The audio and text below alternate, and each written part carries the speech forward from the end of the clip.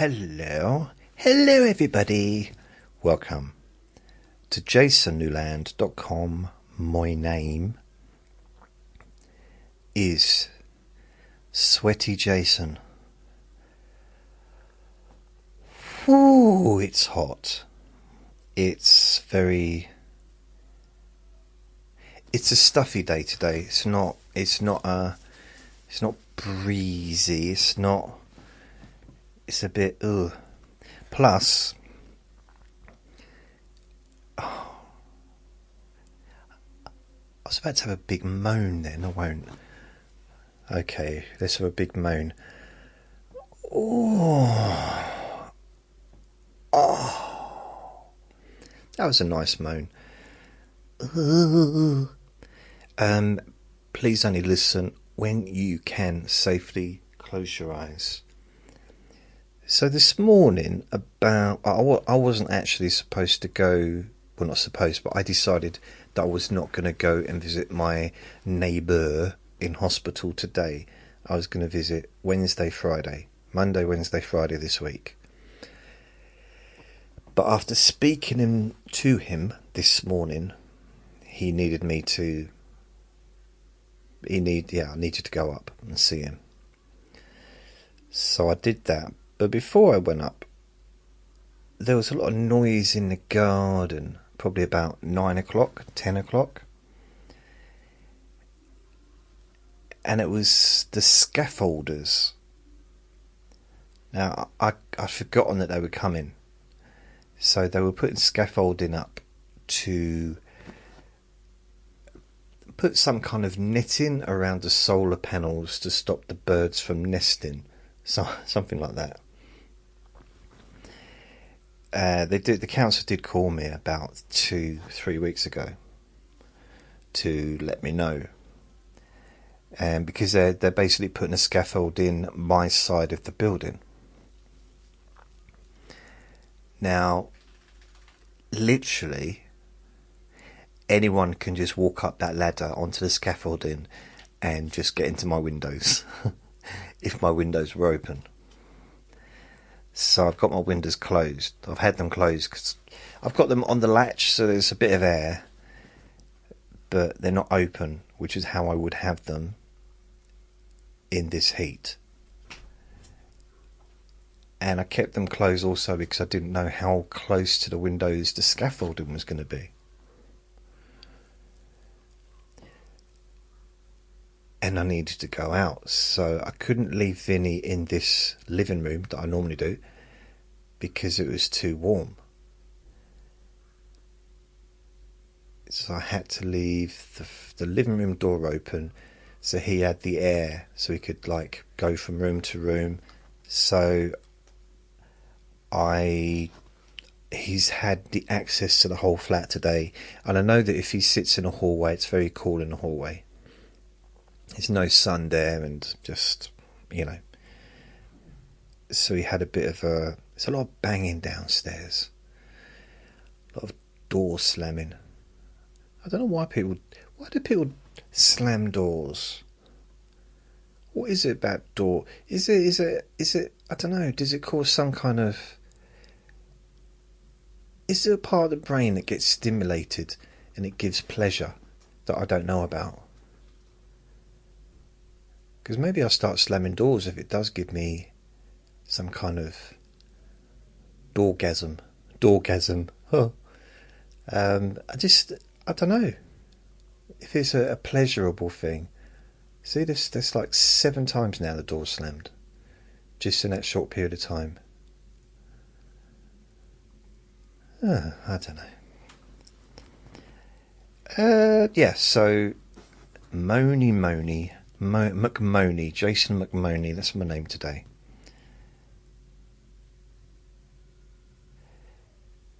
So now I've come back and all the scaffolding's put up, and there's literally, it's just an entrance to my flat, to my windows, which is not the best time of year to have that, really. Well, it's no good time, but I don't necessarily need the windows open in the winter. Although I do have the windows open in the winter. But at the moment, then, it's fairly important to have them open because of the stuffiness and the heat. But I can't go out and leave my flat with the windows open because anyone can just walk up the ladder and just get into my flat and just take my stuff. And unfortunately, I live in an area where that is something that is very, very likely to happen. Unfortunately, the flat downstairs got robbed about 3 months ago. So yeah, there's just one of those things. So it is. I went to see my neighbour today. Got a taxi there, got a taxi back. Same taxi driver, which is quite unusual. Well, it's unusual so far because I've had so many journeys over the last however many days it's been. So I travelled there Friday, Saturday, Sunday, Monday, Tuesday. Friday, Saturday, Sunday, Monday, Tuesday, Wednesday, Thursday, Friday. So I did 8 days in a row. Then I had Saturday and Sunday off. Then I went on Monday, which was yesterday. And then I went again today, which is Tuesday. So I've been a few times. Never had the same taxi driver the whole time. But this is the first time I've had two taxi drivers, the same taxi driver more than once out of that whole period. The door's still slamming. Why is everyone slamming the door so much? How strange. Very, very strange indeed. And so I went and visited him. I managed to get him some ice from Costa. So he's been talking about wanting ice in the hospital. I just need to get some ice. So you need to get some ice, so you do. Which is not how he speaks at all. And I said, I'll get you some ice. He said, it'd be good if it was in a flask, so it would. I said, a flask? Yeah, it would keep it icier for longer. Yeah. I'm like, okay. So I got him a Coke. Got him a Coke. Got him a bottle of Coke. I actually thought he was going to be nil by mouth because when I spoke to him, he said he was going to have a procedure done today. When I got there, his nil by mouth, NBM or whatever it is, it's normally it said nil by mouth, NBM. They put on his board underneath his name. I'll change it to DNR. I thought it'd be funny. But there's nothing on there today. There was on there the other day when he had to have a scan. But there was, and he got food. He got his dinner delivered. He ordered his dinner, and I went to the nurse. I said, "What's going on? Isn't he having a procedure done today?" Because I was going to go and get him a drink from Costa's, and I didn't want to get him a drink if he's not allowed to have liquids. And the nurse said, this is a head nurse, he said, "No, he's not having a procedure today." I said, "But he said he was." "Well, he's not. He's always lying, isn't he? He's always lying, Uncle Sausages." That's what everyone calls him. Vinny started it. So basically, Vinny calls him Uncle Sausages because he gives him sausages. So he's got Nanny Treats and Uncle Sausages. That's the two people. He gives people nicknames depending on what they give him. But now all the staff call him Uncle Sausages as well. Oh, I don't know why that tickled me. How weird would that be? especially if there was bad news. I've got some bad news to tell you about Uncle Sausages. So it's without, I don't want to get into too much details, but it's not. I don't think it's going particularly well. But I've gone to the nurse. I phoned the doctor while I was there, and asked the doctor what time he's going to be visiting the ward. So the nurse said to come there about between 9:30 and 10, so that I can be with Uncle Sausages when he gets when the doctor tells him whatever the doctor needs to tell him. That way I can be there with him. No one's got to give permission to talk to me or anything, because Uncle Sausages always gives permission. When I'm there, Uncle Sausages said, yeah, you can talk to him about anything. So it just means I can ask questions or anything because Uncle Sausages doesn't always ask questions that perhaps I would ask. And I do feel like I'm interfering a little bit. Yet at the same time, I think the best time to ask a doctor a question, especially when the doctor's only on the ward for a little while, is when the doctor's on the ward. That's, it's kind of the only time, isn't it? So I'm going there tomorrow early. It's his birthday on Friday. So I'm going there early tomorrow. Going to get there by probably 9. And then hear what the doctor has to say regarding treatment or whatever. Because he's been there for quite a long time now, and he's had constant blood tests, etc. Which is normal. Blood pressure being taken, and had a little bit of medication to try and clear his yellowness. But other than that, he's not in any pain. He's not in anything like that. So he hasn't had, as far as I'm aware, any medication outside of just to get rid of the jaundice. And he's had a scan. Like he had the CAT scan on the first day he was there, and then he's had another big massive scan of his whole body, which they still haven't given him the proper results from. Or if they have, he's not telling me. So he was a little bit confused. So yeah, it's a weird one, really.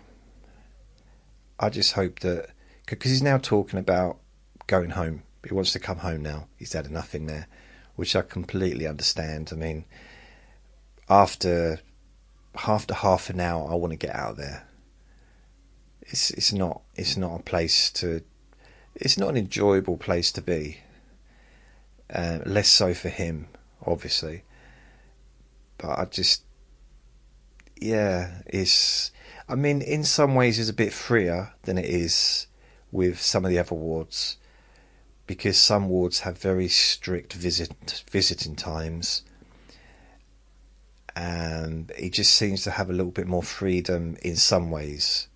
And there's only 4 beds in a ward, which is quite a small amount compared to some wards are quite big, aren't they? There's always someone around. He's never really has to wait. There's always a nurse or a care worker within a few feet from him. So he's been looked after very well. It's just I think he's just ready to leave the place.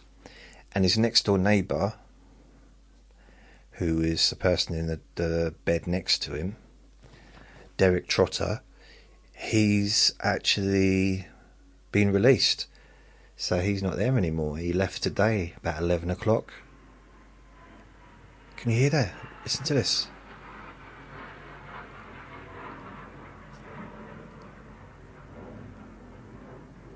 Can you hear that? That's with the windows closed.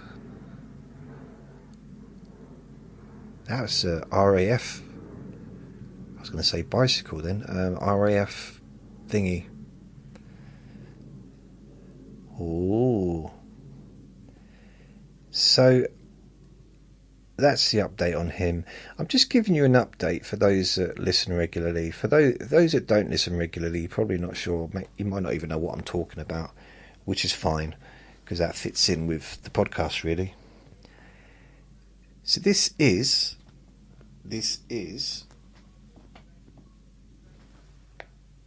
Oh, I just clicked my collarbone. This is Tuesday, Trivia Tuesday. That's it, I forgot what I was doing then. Trivia Tuesday. So I thought it'd be nice to do something. I kind of tried to do Monday's Boring Objects yesterday. I did it last night. I released it today, but I did it last night, and then early this morning I edited it and uploaded it, processed it and stuff. But I think I spent the first hour talking about my neighbour, potentially, and maybe some other stuff. And then the last 50 minutes I spent talking about hospitals that I've visited and been in. But it could have been, it could have been 4 or 5 hours long if I'd have really focused on the things that I was going to talk about. It would have been a very, very long recording, and nobody wants that. Wow, 5 hours long. Woo woo woo woo woo. So I don't know what trivia. What trivia should I do? I seem to be. I kind of want to. I want to move away from hospitals. I've had enough of it. I want to talk about something different. What about the history of medication? No. Trivia about what would be the most random thing that we could talk about today. Most random trivia.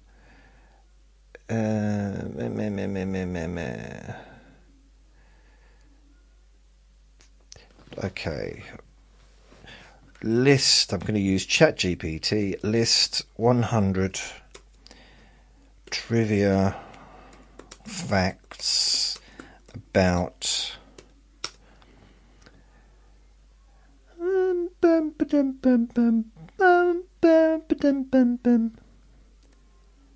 umbrellas. What about umbrellas? That's even too boring for me.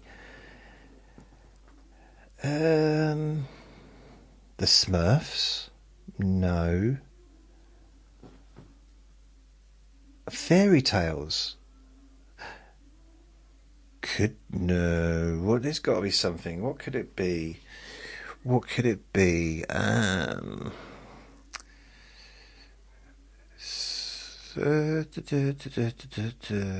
Something that I should be prepared, shouldn't I? Just a little bit prepared for these recordings. Like slightly prepared, just minimally. Just by knowing what I'm going to talk about would be a good idea, wouldn't it? Especially with this, Trivia Facts or Trivia Tuesday. I mean, there have been times when I've already got the list already in front of me before I start talking. But today is not that case. I'm not prepared at all, other than just sitting here with my little boy by my side. It is 3:26 in the afternoon. And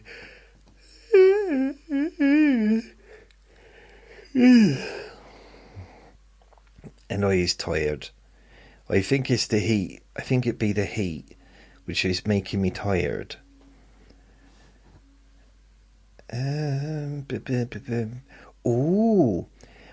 List 100 trivia facts about the weather. If I can spell that correctly. About summers in England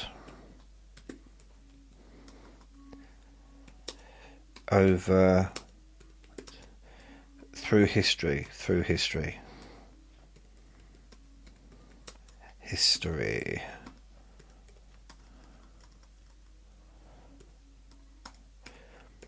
So, list 100 trivia facts about summers in England through history. I'm not going to ask it to fact check it. So if some of the stuff I might say that I'm reading off here may be completely, ridiculously wrong. However, I have looked into some of this stuff in the past, just out of interest. And the very first one here is talking about something that I remember. The summer of 1976 was one of the hottest and driest in English history. Now, I already knew that. It was one of those things, even at the age of 5, because I was 5 at that time, and even at 5, I knew that there was something weird going on.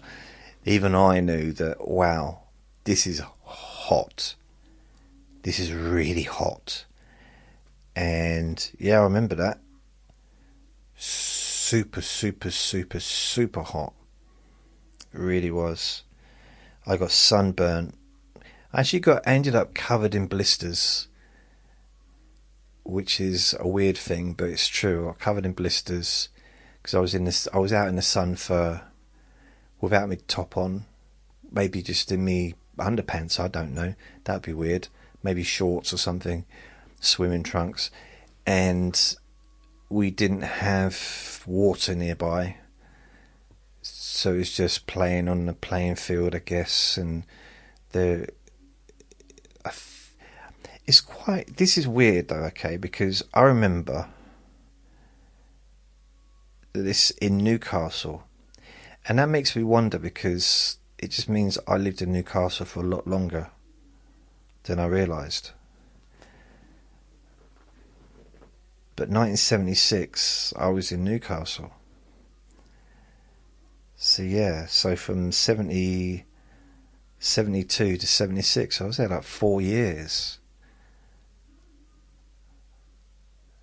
Yeah, it's weird. Anyway, so I got covered in blisters on my back, on my front, and I remember being put into a bath. I don't think that was the best idea. I don't think blisters and a bath are a good combination. But I remember that, and it wasn't. I remember all the laughter not coming from me. So June 2023 was officially the hottest June on record in England. June 2023, 24, 25. I thought June this year was the hottest one. But, maybe. So that was, it was hot. There was some days when it was, right. July, this is the third one, so I'll read this in a minute. So the Great Heat Wave of 1911 lasted over 10 weeks. I don't remember that one. So when people act like, oh, it's the hottest, it's never been this hot for so long, like, yeah, it has. Actually, 110, 114 years ago. But, you know, it's an abnormality. Anomaly.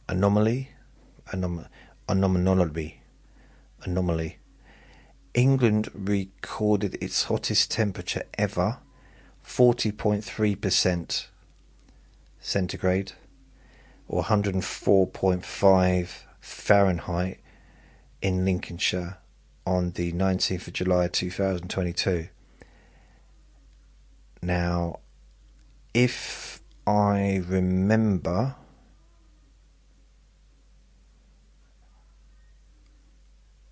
I just have a memory that it was really hot. There was one particular day when no one went outside, apart from those people that did. It was really just phoning each other saying, I'm naked, are you naked? Yeah, I'm naked as well. And it was the only time my whole life that I've been able to phone people up and have that conversation. Well, having a conversation where they say, yeah, I'm naked too. Yeah, it was good. The weird thing about it was I was phoning people up saying, are you naked? And they were saying, yeah, you. I said, oh yeah, I am. I didn't realise it was hot outside. I hadn't looked. The summer of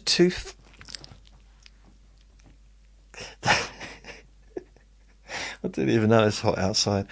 The summer of 2003, because I put ice cubes up my bum. The summer of 2003 saw 2,000 plus heat. Okay, I'm not going to read that out. It's a horrible one. Oh, stop it.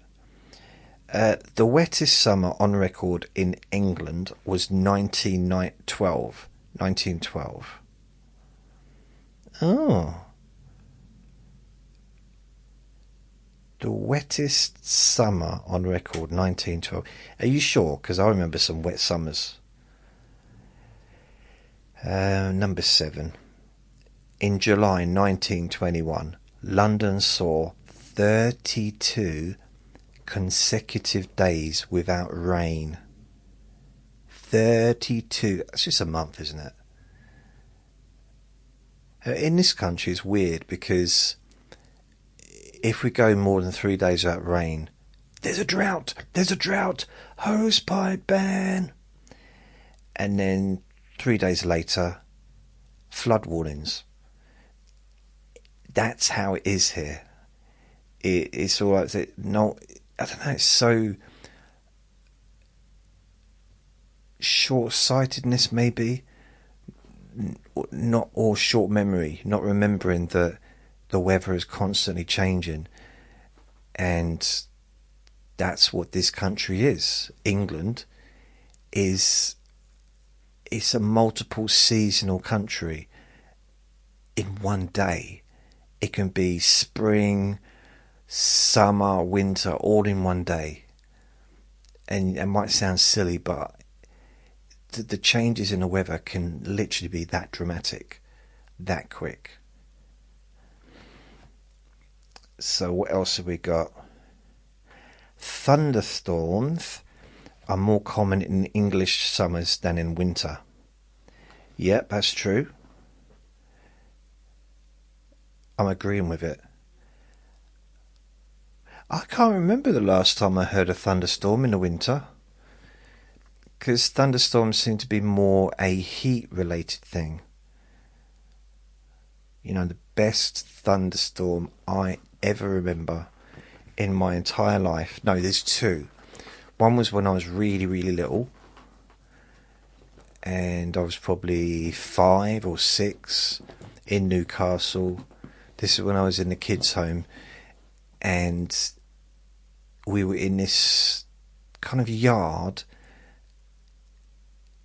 and the building, there was a yard in the middle of this big building, so we could get in from different exits and stuff, or different entrances.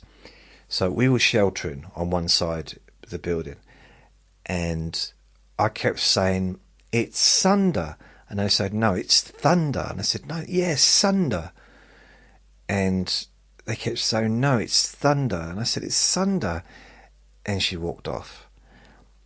It wasn't a very long conversation, but I just remember, and for some reason I just remember that conversation. And then when about 2003, I think it was, wow, there was a thunderstorm. It was the biggest thunderstorm I've ever seen, and I was living quite high up in this building, not like super high, but not high enough to parachute out, but high enough to not, yeah, it's high enough.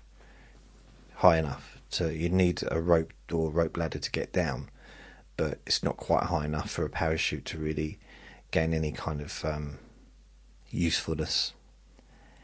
Probably wouldn't even be open before you hit the ground. I never tried it. I haven't got a parachute. But yeah, it was up high enough, and there was nothing overlooking it, which was quite nice. So it kind of had all the sky and this thunderstorm, so big and so lightningy and so thundery and loud, really loud. I loved it. It was wonderful. And it was during the summer as well. So this is 2003 in the summer, and it was powerful,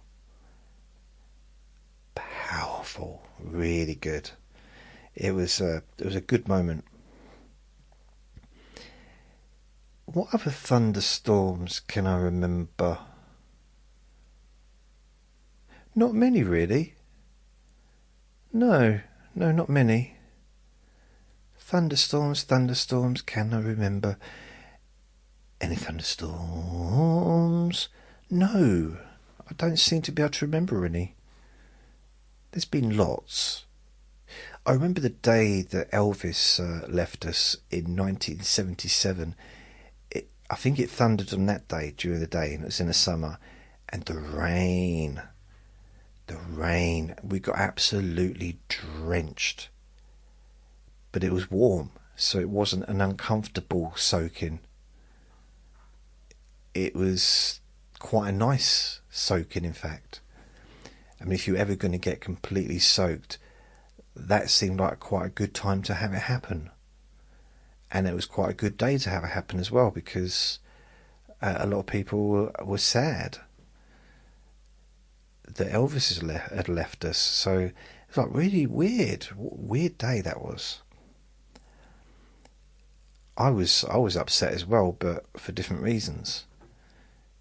I'll be honest. I knew who Elvis was, but I was 6 years old, so I wasn't so kind of up with who he was or what he did. I knew he sung stuff. So my oldest brother was upset because he was a massive fan, and all the TV, because he was watching on the TV, all the news, every channel had news stories about him. So all the other programs were cancelled. This was Saturday morning, and it's like, and I was upset because every channel were talking about him, and there's no cartoons on. So I was 5. No, I was 6. In August 2004, there was one time I got drenched where, I think it was a thunderstorm as well, and I walked to my dad's on Christmas Day.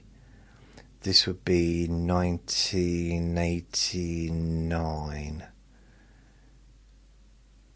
1990 maybe.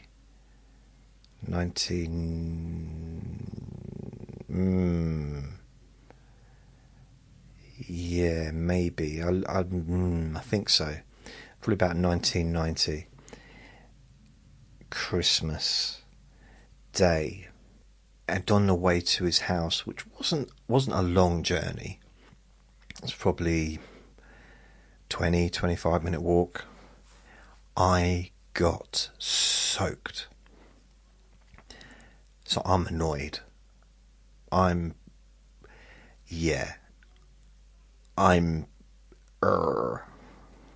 So I knock on his door, go in, completely drenched. And he said, "Oh, do you want to? I got some spare clothes you can put on if you want." And I said no. I was so angry, and I just stood there in his wet clothes.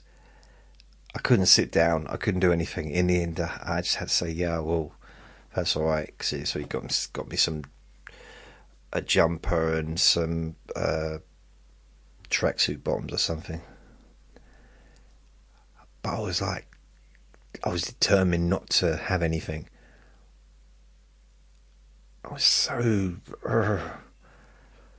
how could the weather do this to me? Me!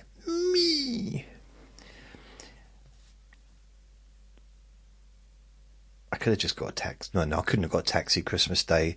But I know if I'd have just called my dad, he'd have come and got me.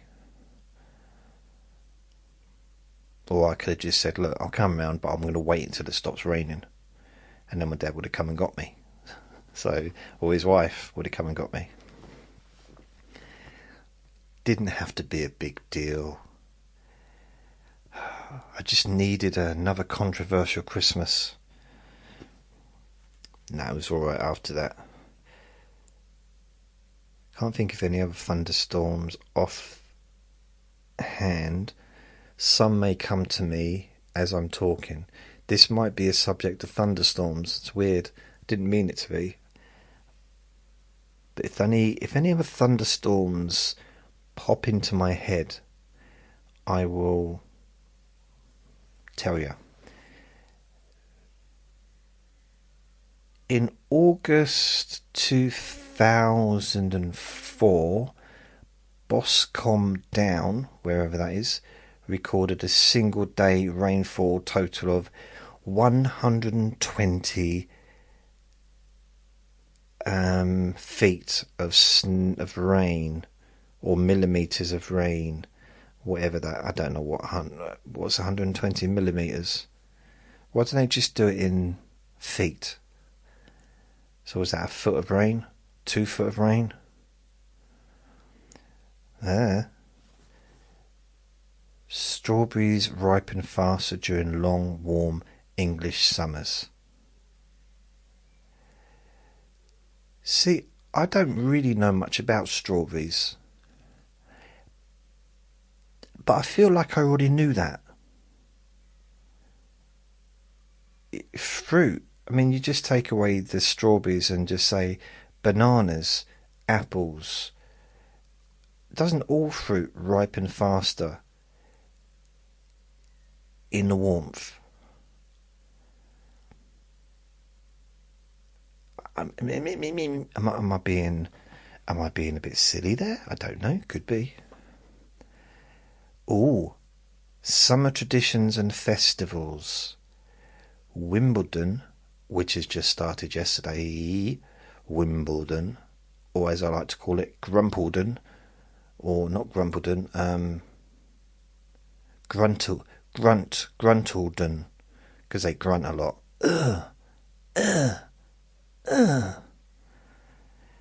Yeah. I used to actually,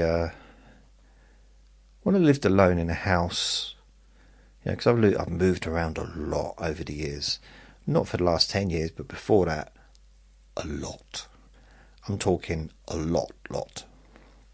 I started off when I was born, really, like 6 months old, and I started moving. I packed my bags up, and I thought, that's it, I'm out of here. So, if I was in a shared house, I would put Wimbledon the 2 weeks. I would turn up the female matches really loud, so that my neighbours, all they could hear was ooh, So I thought that they might think that maybe I had a girlfriend, and I knew ways to make her happy. I don't know. I don't really know what was going on in my mind. It went quite well until the audience applauded. Then that's when it felt like, okay. I remember one of my neighbours said, "How big is your room? If you could fit an audience in there."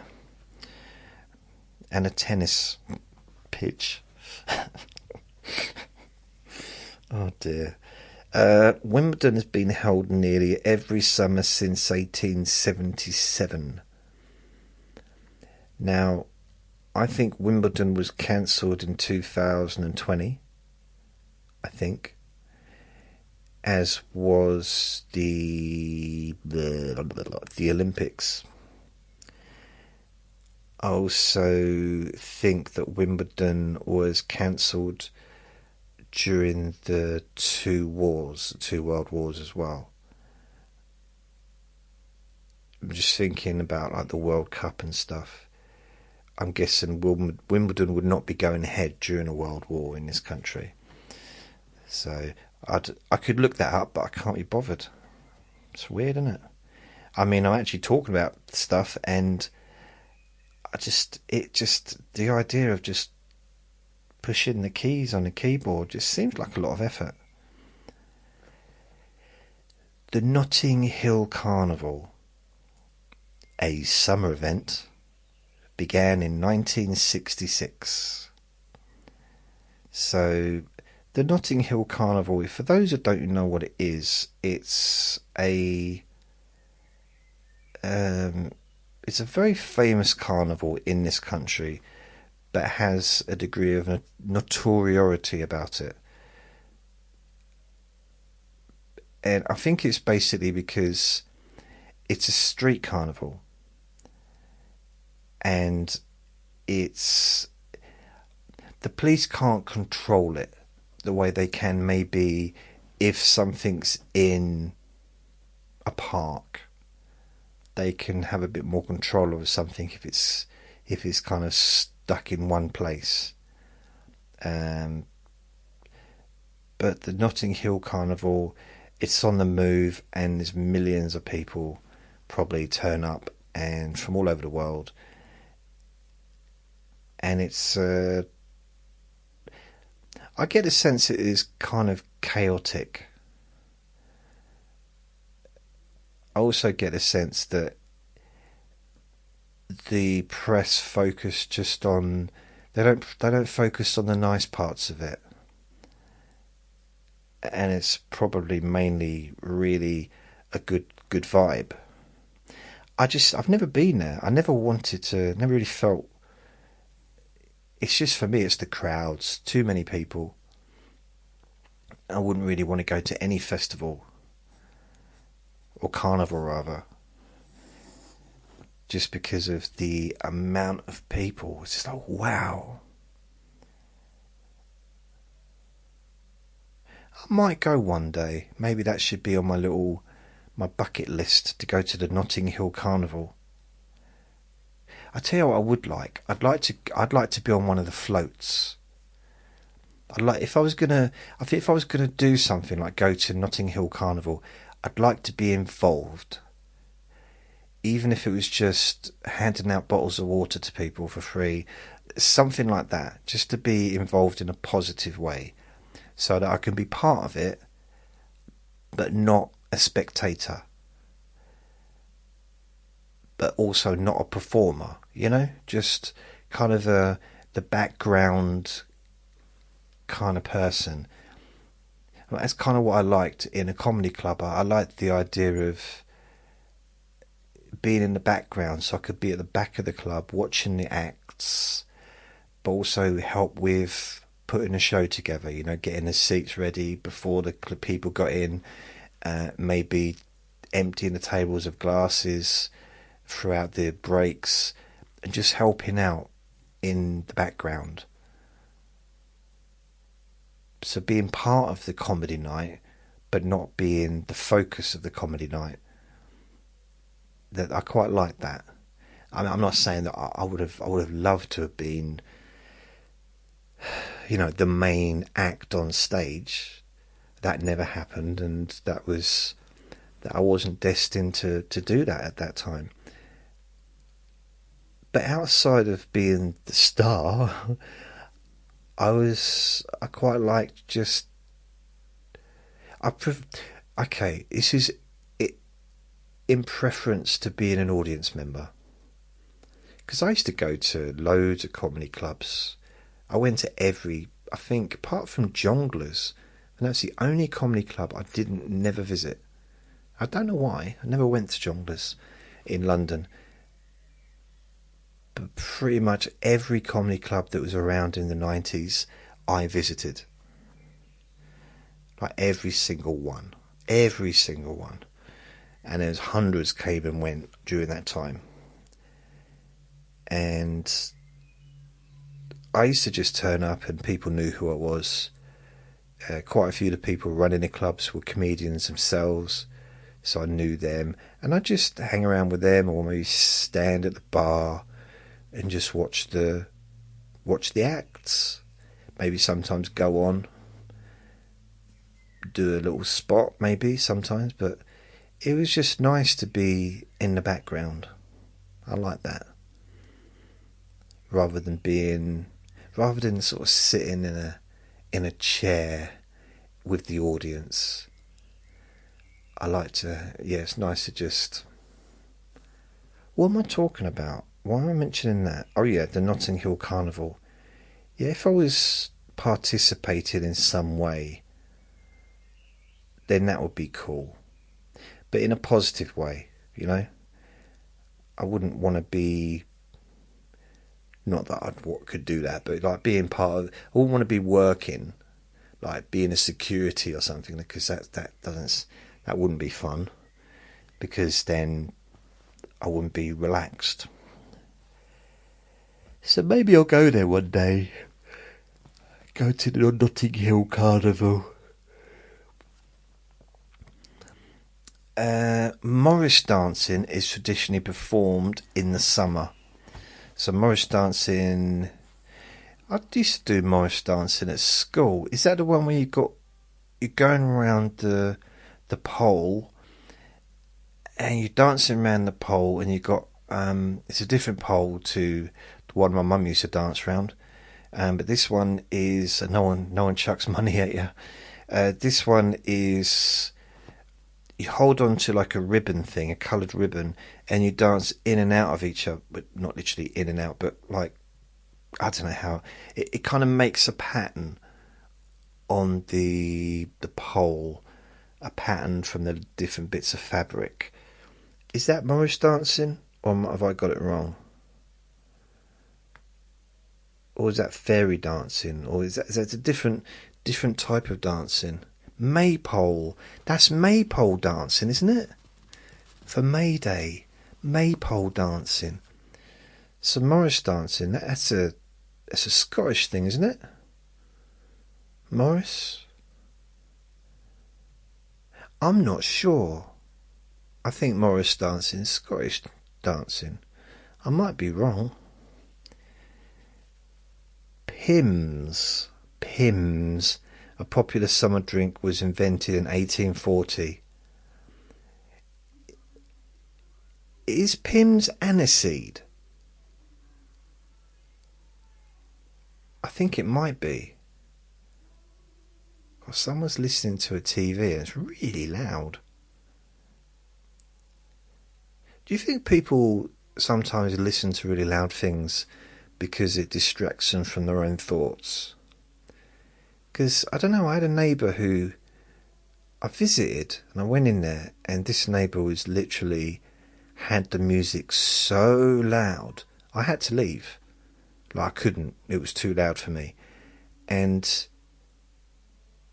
it's almost like it would be impossible for me to think. In fact, I think I'd struggle to do even the most simple task. So if you said to me, I'll just add these numbers up, basic numbers, you know, something it takes a little bit of brain power, but not much. And even just working it out on a pad, like 2 plus 4 plus 9 plus 6 plus 9 plus 5, but, you know, just a few numbers, like, okay, fine, might take a few seconds to just figure it out. It'd be almost impossible with the volume of that music. That's what I mean. And I remember saying, when I worked in Evolution in Ipswich, I worked in the Evolution shop, which was run by Buddhists, and I said to them, because there was the front entrance, but the back entrance, so you went through, there was a little office, That's where the computer was, and they did everything out there. But there was another exit out the back, which was a fire escape. And then out of there, you could then walk through out of the other door, or there was a few different exits. There's some stairs you can go up. And that was where all the other surrounding shops kind of led into. That was their back entrances. And there was a key in the door. And there was a push bar which opened the door, but it didn't work if the key was locked. If it was locked, it wouldn't work. And I said to the person, one of the people that was kind of managing the shop, I said, you have to leave that door unlocked when we're in the shop. Of course you lock it at night when there's no one in there, but when we're in the shop, it has to be left open. So when you push the bar, the door opens. And his answer was, well, see, just turn the key. It's not that difficult. And I tried to explain to him that in an emergency, things that are very simple normally aren't always simple. And he didn't get it. He didn't understand what I meant. But he did stop locking the door because I made such a fuss. So I'm quite on the old health and safety. Things like that I think are just too important to ignore. He did get the ump, but he got over it, I'm sure. It's 21 years ago. I think he's recovered. I do.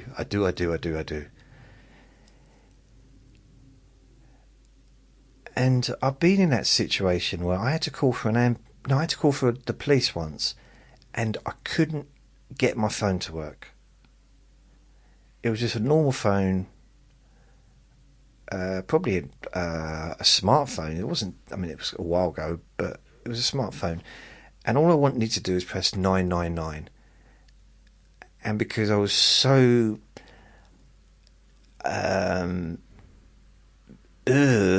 like not knowing what to do, that I was struggling just to press 999 and to press the button for it to ring.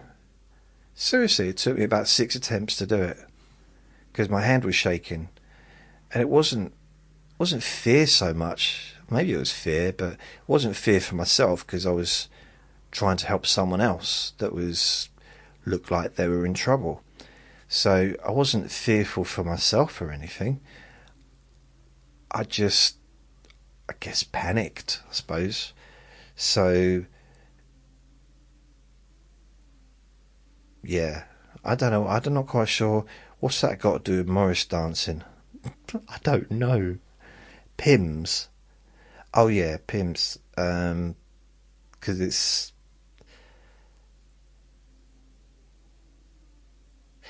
I don't know how I got onto that subject of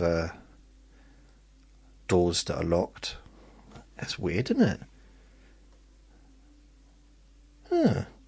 So Glastonbury Festival began in 1970 and became a summer staple. So Glastonbury, I think Glastonbury was our version of Woodcock. Is it Woodcock? Woodcock. You know, the American really famous festival of 1969. Woodcock. Woodcock? I think it's Woodcock, but that was because that was a huge festival, wasn't it? Jimi Hendrix and the Rolling Stones and stuff like that. I think it was 69. It might have been 66. I think it was 69. And Woodstock, not cock. Woodstock. Woodstock. Blimey. So I think Glastonbury was our version of Woodstock, which was in America. And I'm guessing other countries probably did the same.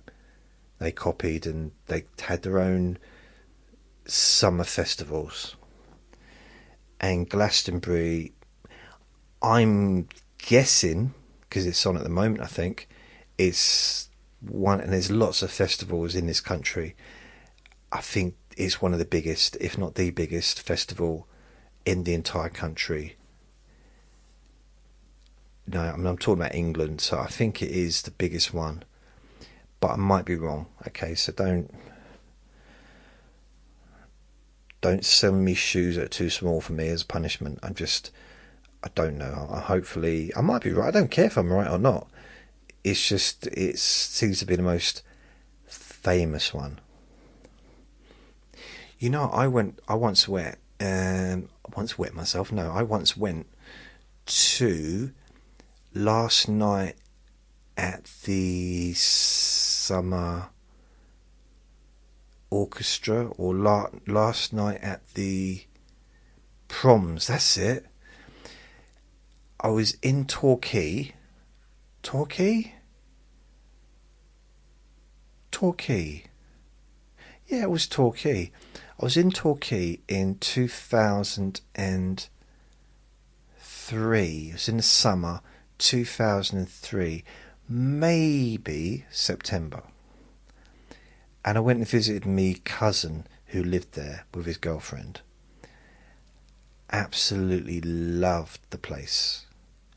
Loved the place. It was lovely. I really liked it. It's one of my favourite places I've ever been, ever. And we went to the park, the local park, and last night the proms was on there, and I think they were filming it for the TV, and it was live or something like that in the park. The park was all cordoned off, and we couldn't get in, or they were charging money to get in and we didn't want to pay, something like that. So what we did is we climbed over the fences and we just crept in. We sneaked. We crept and we sneaked in. And it was cool. It was really nice. There were people asking for, proof of tickets and stuff. I don't quite know why, but we got asked to leave a couple of times. But it was still fun though. Not as many people there as I thought there would be. But it was nice. It's really, and the evening was lovely. It was one of those beautiful summer evenings. It wasn't hot. Well, it wasn't like hot. It wasn't cold. It was near the end of the summer, maybe August time, thinking about it. But it was really pleasant. Yeah, maybe it was July. It was nice during the day. I did get a suntan. Or I got a bit burnt, rather. I don't get suntans. Got a bit burnt. But it was nice. Very nice. And I just remembered that. Oh. Anyway. Summer solstice celebrates at Stonehenge. That dates back thousands of years, long before the people in this country or the royalty adopted things such as Christianity.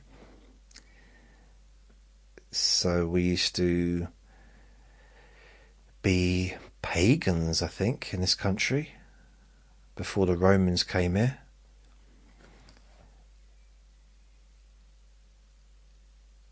Trooping the Colour. The King's official birthday parade is held in June. So yeah, we had that the other day, a couple of weeks back. The loads of planes and stuff coming over here for his birthday, travelling towards London. The Henley Royal Regatta has taken place every summer since 1839. Well, let me tell you something. I know a little bit about the Henley Regatta because in the 90s I got myself a job selling, I don't really want to call them, basically trying to sell companies deals for their staff to go to the Henley Regatta. And it was expensive. And all the staff that they took on, they didn't pay them anything. It was commission only. And it was just a numbers game. So they had people that came along and did really well. And then they had people like me that were desperate to earn some money, wanted to do really well, but couldn't be there long enough to do really well because I had maybe 4 days to earn some money before I couldn't afford to get in anymore, couldn't afford to travel. But if I'd have had, well, I probably wouldn't have been allowed to stay there for 3 months, but if I'd have had to do a good period of time, I would have learned more and perhaps been able to sell something. And the commission was good. I mean, we're talking thousands and thousands of pounds, these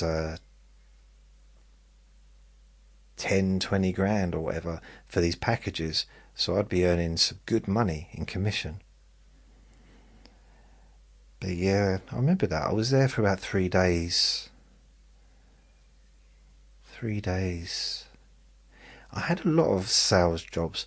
I'm going to talk about that one day because it is something that I've never really spoken about. I mean, I've spoken about the sales jobs in insurance. I've talked a little bit about the sales job where I did the selling phone contracts to people. But I don't know if I've ever really gone into detail about some of the other sales jobs that I've had. I mean, I'll try and list them. Let me see if I can list them for you.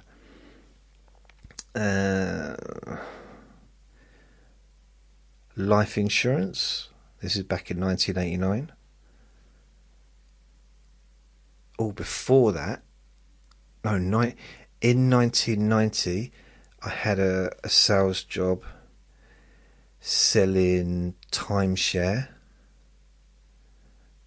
So that was the second. Oh, I had a sales job selling, and this is in probably about 88, 89, 88 probably, selling water filters. So that didn't quite work out.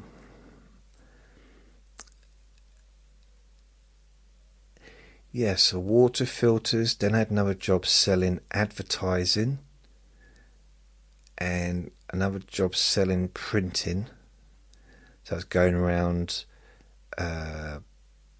the docks into buildings trying to sell print, basically just printing costs and paper and stuff like that.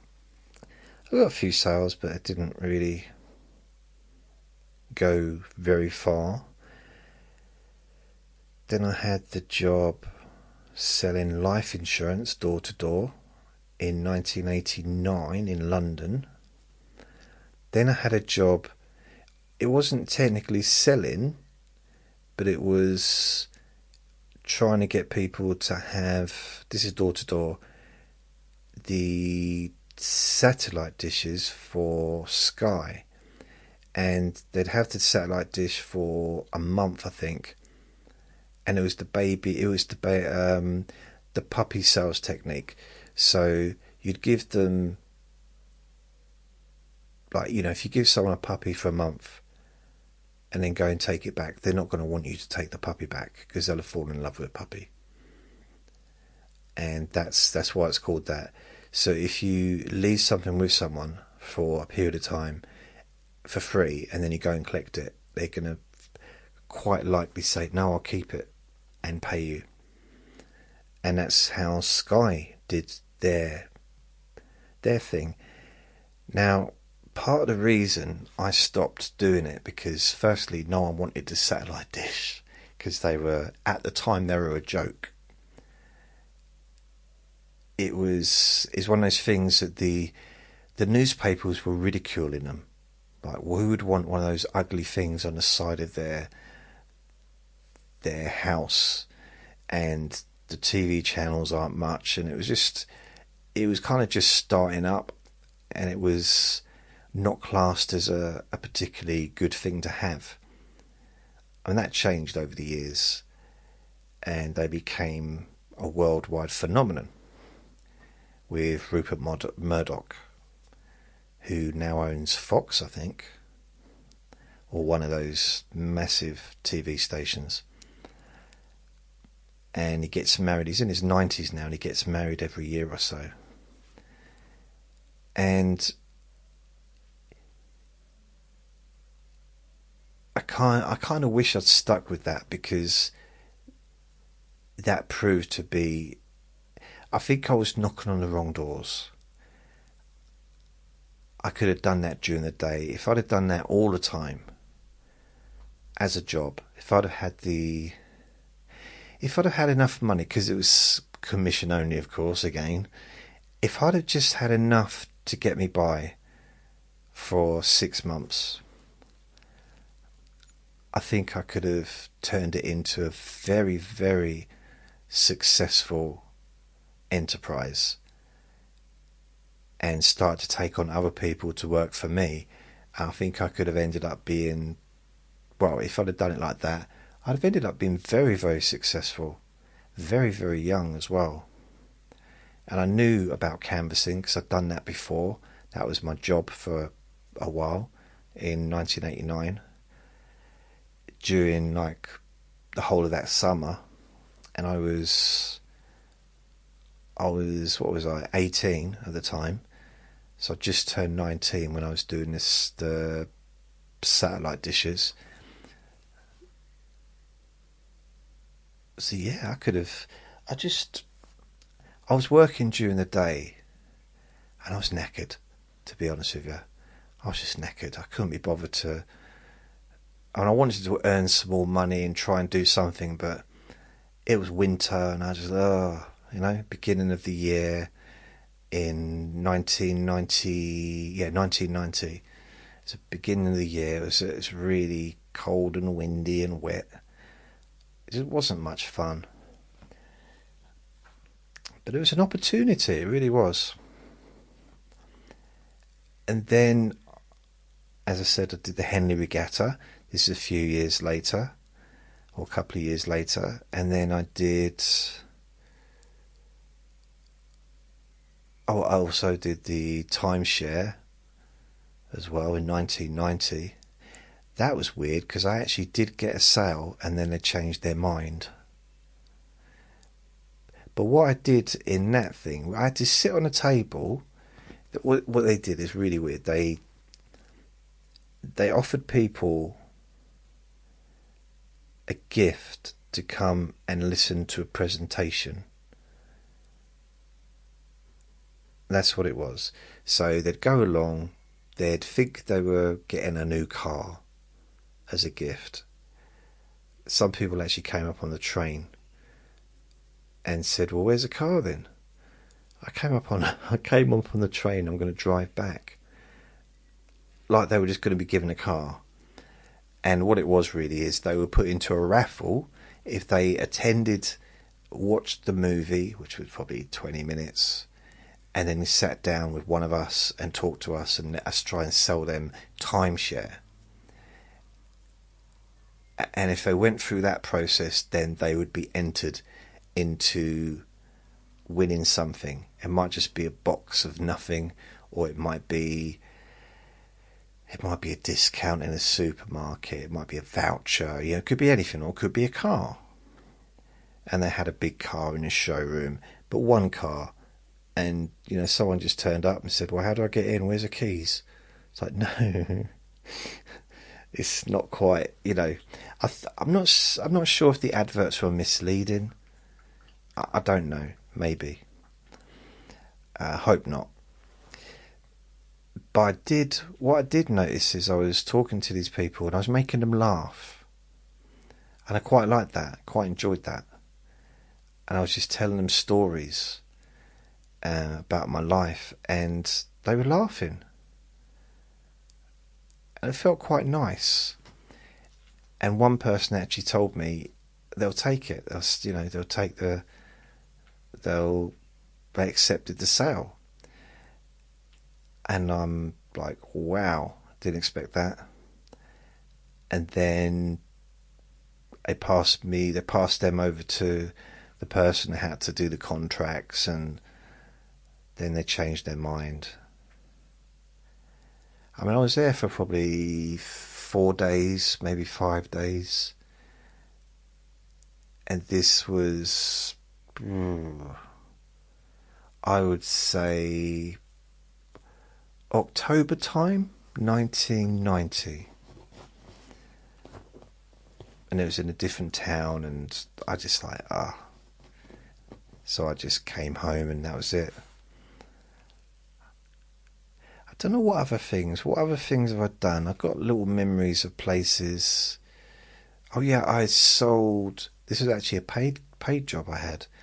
This was selling till roll. For tills, like in shops. Just a till roll, the roll that goes in the till. And the amount of people that thought I was selling toilet roll, it just got silly. Like, I don't need any toilet roll. No, till roll. So for some reason on the phone, just wondering how you're getting on with your till roll, it seems to sound like toilet roll. Who do you get? Who supplies your toilet roll? And they'd say toilet roll. I said no, till roll. Then after a while, I realised I was saying toilet roll, and yeah, it got confusing. I think I managed to get a sale with my friend who had a comedy club, and he took some rolls on. I mean, it was a legitimate company, and so it wasn't like they were dodgy or anything. They paid a basic plus a commission. I got the job because a friend had the job, and he got me the job there. And our only source of leads was a Yellow Pages. That was it. But from all over the country. So we dealt with the whole country, not just locally. In fact, we did a little bit of local stuff in London, but it was the whole country. And I ended up doing Manchester, or part of Manchester. I'm sure Manchester's quite a large area, so there was different areas: north, northeast, northwest, or whatever, south, southeast, east, and yeah, I didn't. It was all right, but I didn't enjoy it, if I'm honest.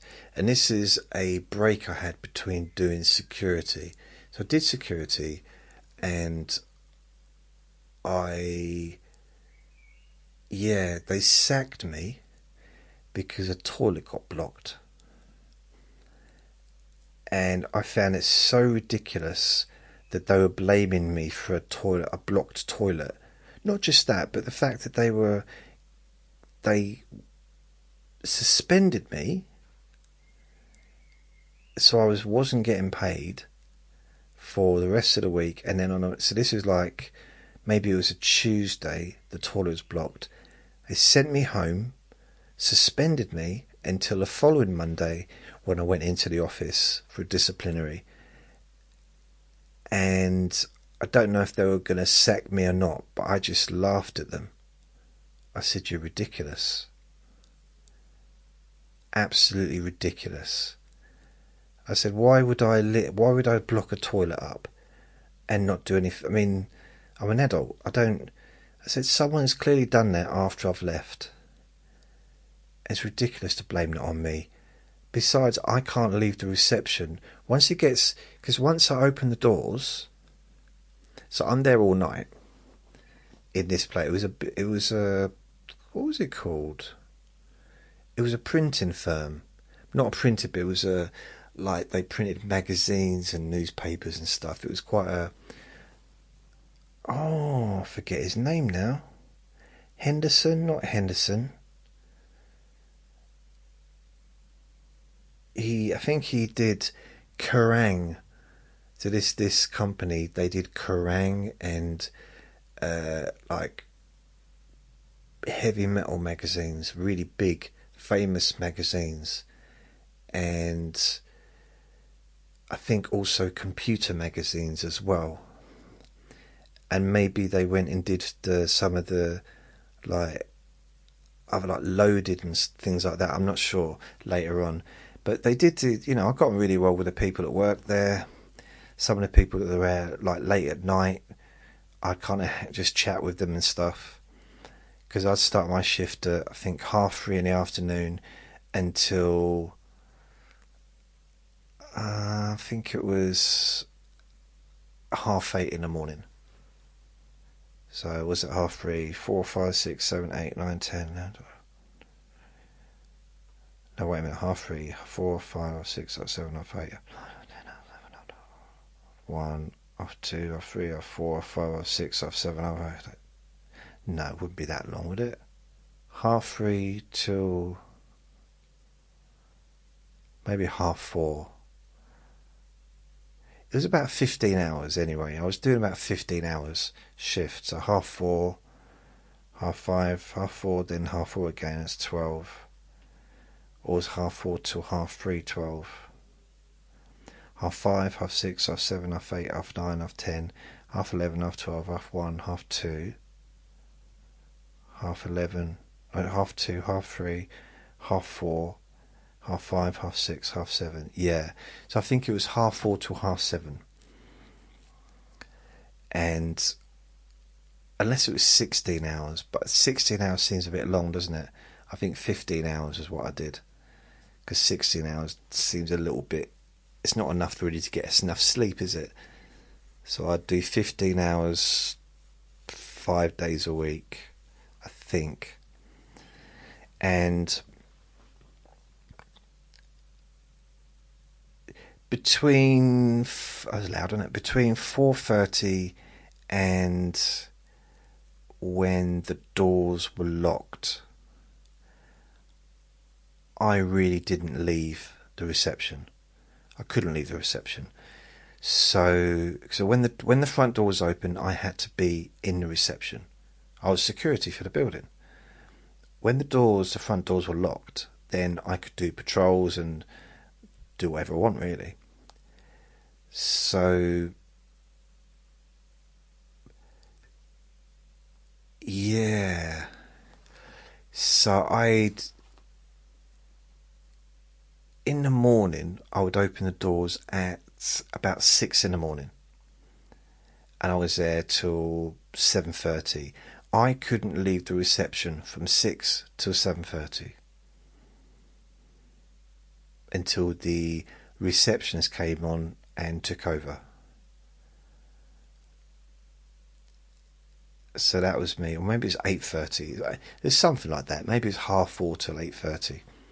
So I wasn't allowed to leave the reception until the receptionist was on, and then I'd go home. So, and I didn't use a toilet before going home. So how did I block that toilet? Because I can't use a toilet while the cleaners are in, because they're in. Once they're in, the front doors are open, because the staff used to come in early hours. So 6 o'clock, doors are open, the staff could come in, the cleaners would come in, and then they'd get deliveries, the machines would get filled in, because in London, because this is in the West End, a lot of deliveries are done very early because it's hard to park anywhere during the day and to get around. And some of the staff would be in really early as well. Some of them would be there late at night as well. You know, they're there till 10 o'clock at night, some of them. And some would get in at 6 in the morning, or 6:30, 7. So I wasn't allowed to leave the reception. So if I did go to the toilet, it had to be before the reception opened, before the cleaners got there. Now, I always did a patrol of the building. My last patrol is just I go around, make sure everything's fine, always check the toilets. It wasn't really for floods, I just like looking at toilets.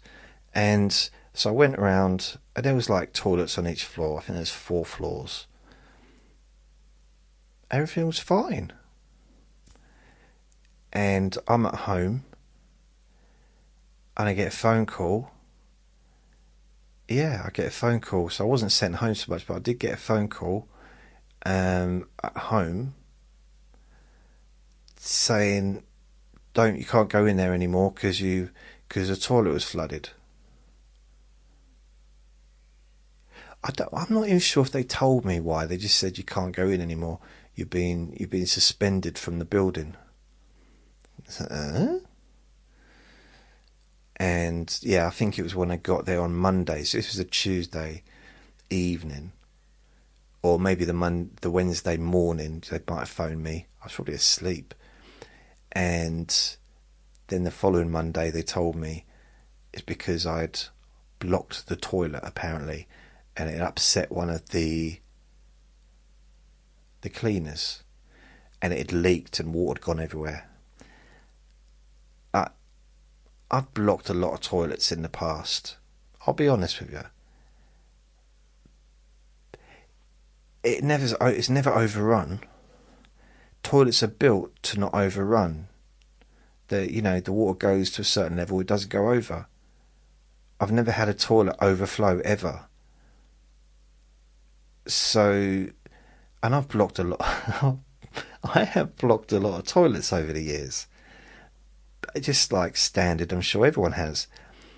It used to be a hobby, but on this occasion, it wasn't me. Maybe I'm just getting punished for previous blockages. But they were making out that the water overflowed and completely went everywhere. Like, how? That doesn't even make sense. But anyway, I was blamed for that.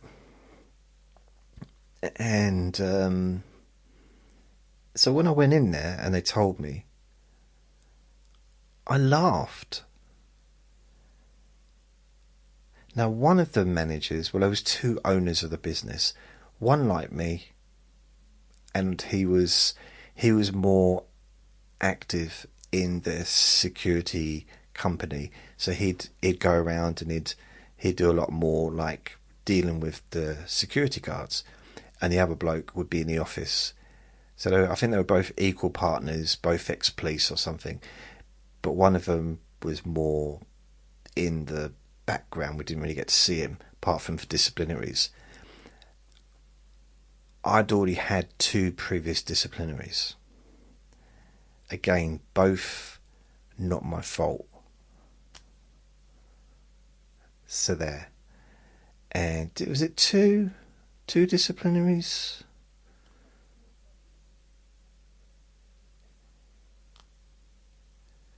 Two disciplinaries? Or was it 3? No, I did discipline. The first disciplinary I had was I was accused of drinking at work. And at that time, I didn't drink. I just didn't drink. And apparently, this is when I was working in the nurses' home, someone said that they saw me with a flask. I said, yeah, I had a flask. It had a protein drink, like a protein shake in it. So I was going to the gym every day, and I was drinking a protein drink. I was eating every 2 hours. I was trying to put a little bit of muscle on. And she's like, someone must have thought I was drinking alcohol.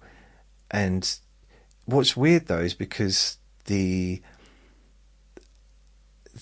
I forget what they call them now, but a security guard would come round and check everyone, because I was doing night shift, and they'd come along, and I remember there's two different ones. There was a lady and there was a bloke, and they both used to like sitting and chatting with me, and both of them smelt the flask because they queried what's in there, and I said, it's a protein drink, you can have some if you want.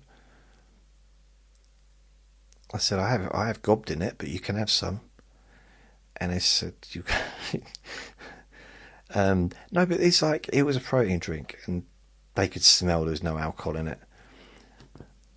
It just seemed weird why someone, I don't know the reason behind it. But again, I laughed during that one. I said, well, I don't drink alcohol. You asked me that when you gave me the interview. I don't drink alcohol. I just don't. And also, I don't go out because I'm working every night. You know, I was getting one night off a week at that point. That's when I was lucky if I didn't have to cover someone's shift. So I'm getting like one night off a week. If I did go out, I might have a drink, but generally, you know, I didn't drink alcohol. I definitely wouldn't drink alcohol at work. People would know. Trust me, if I was drinking alcohol at work, everybody would know it. I'm not. Yeah, I can't hide it when I'm drinking. If I'm drunk, the whole world's going to know about it. So I laughed that off, and they kind of just said, all right, fair enough. Because the one that was very active with us all, he'd seen me enough, and he believed me. So that was cool. So I went back, and then I got accused of something else there as well. I can't remember what it was.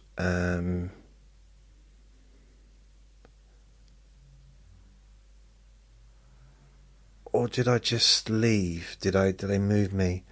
They moved me from there. I'm sure there was another reason I got a disciplinary. So there's two that I remember. One was because of when I blocked the toilet. No, when I was accused of blocking the toilet, sorry. And the other one was when I was drinking. I mean, when I was accused of drinking. I'm sure there was another one. There was a third in the middle, or second, but before the third. It was... Well, anyway, I got sacked. So that one with the toilet, they sacked me because I was laughing in the interview, in the disciplinary. I said, this is pathetic. This is really, really ridiculous. I said, after all the dodgy things I've done while I've worked for you that you don't know about, and this one thing, which all the things I have done and the one thing I didn't do, I'm getting blamed for. And they said, well, we just need to have a little chat together. And they went out and they came back and said, yeah, that's it. See you later. And they sacked me. What was the other thing I did? Well, not did, but that I got accused of. It wasn't stealing. Yeah. But anyway, I was doing this. I remembered it when I started talking about this, and then it kind of went out of my head. I'm sure I had 3 disciplinaries. I'm so proud of it, aren't I? I was disciplined 3 times. I got suspended 3 times. Yeah, I got suspended at least twice. Sure there was a third one. What would that be about? Did I get accused of something else? Because I definitely got moved from the nurses' home for a reason. I can't remember what that reason was. How strange. So I ended up working in the printers. Dennis Printers or something it was called.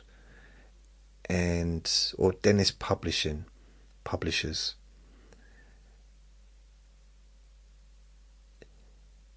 Yeah, So I worked there. So I got sacked. I got suspended, then sacked. Went and worked at this sales job trying to sell till roll.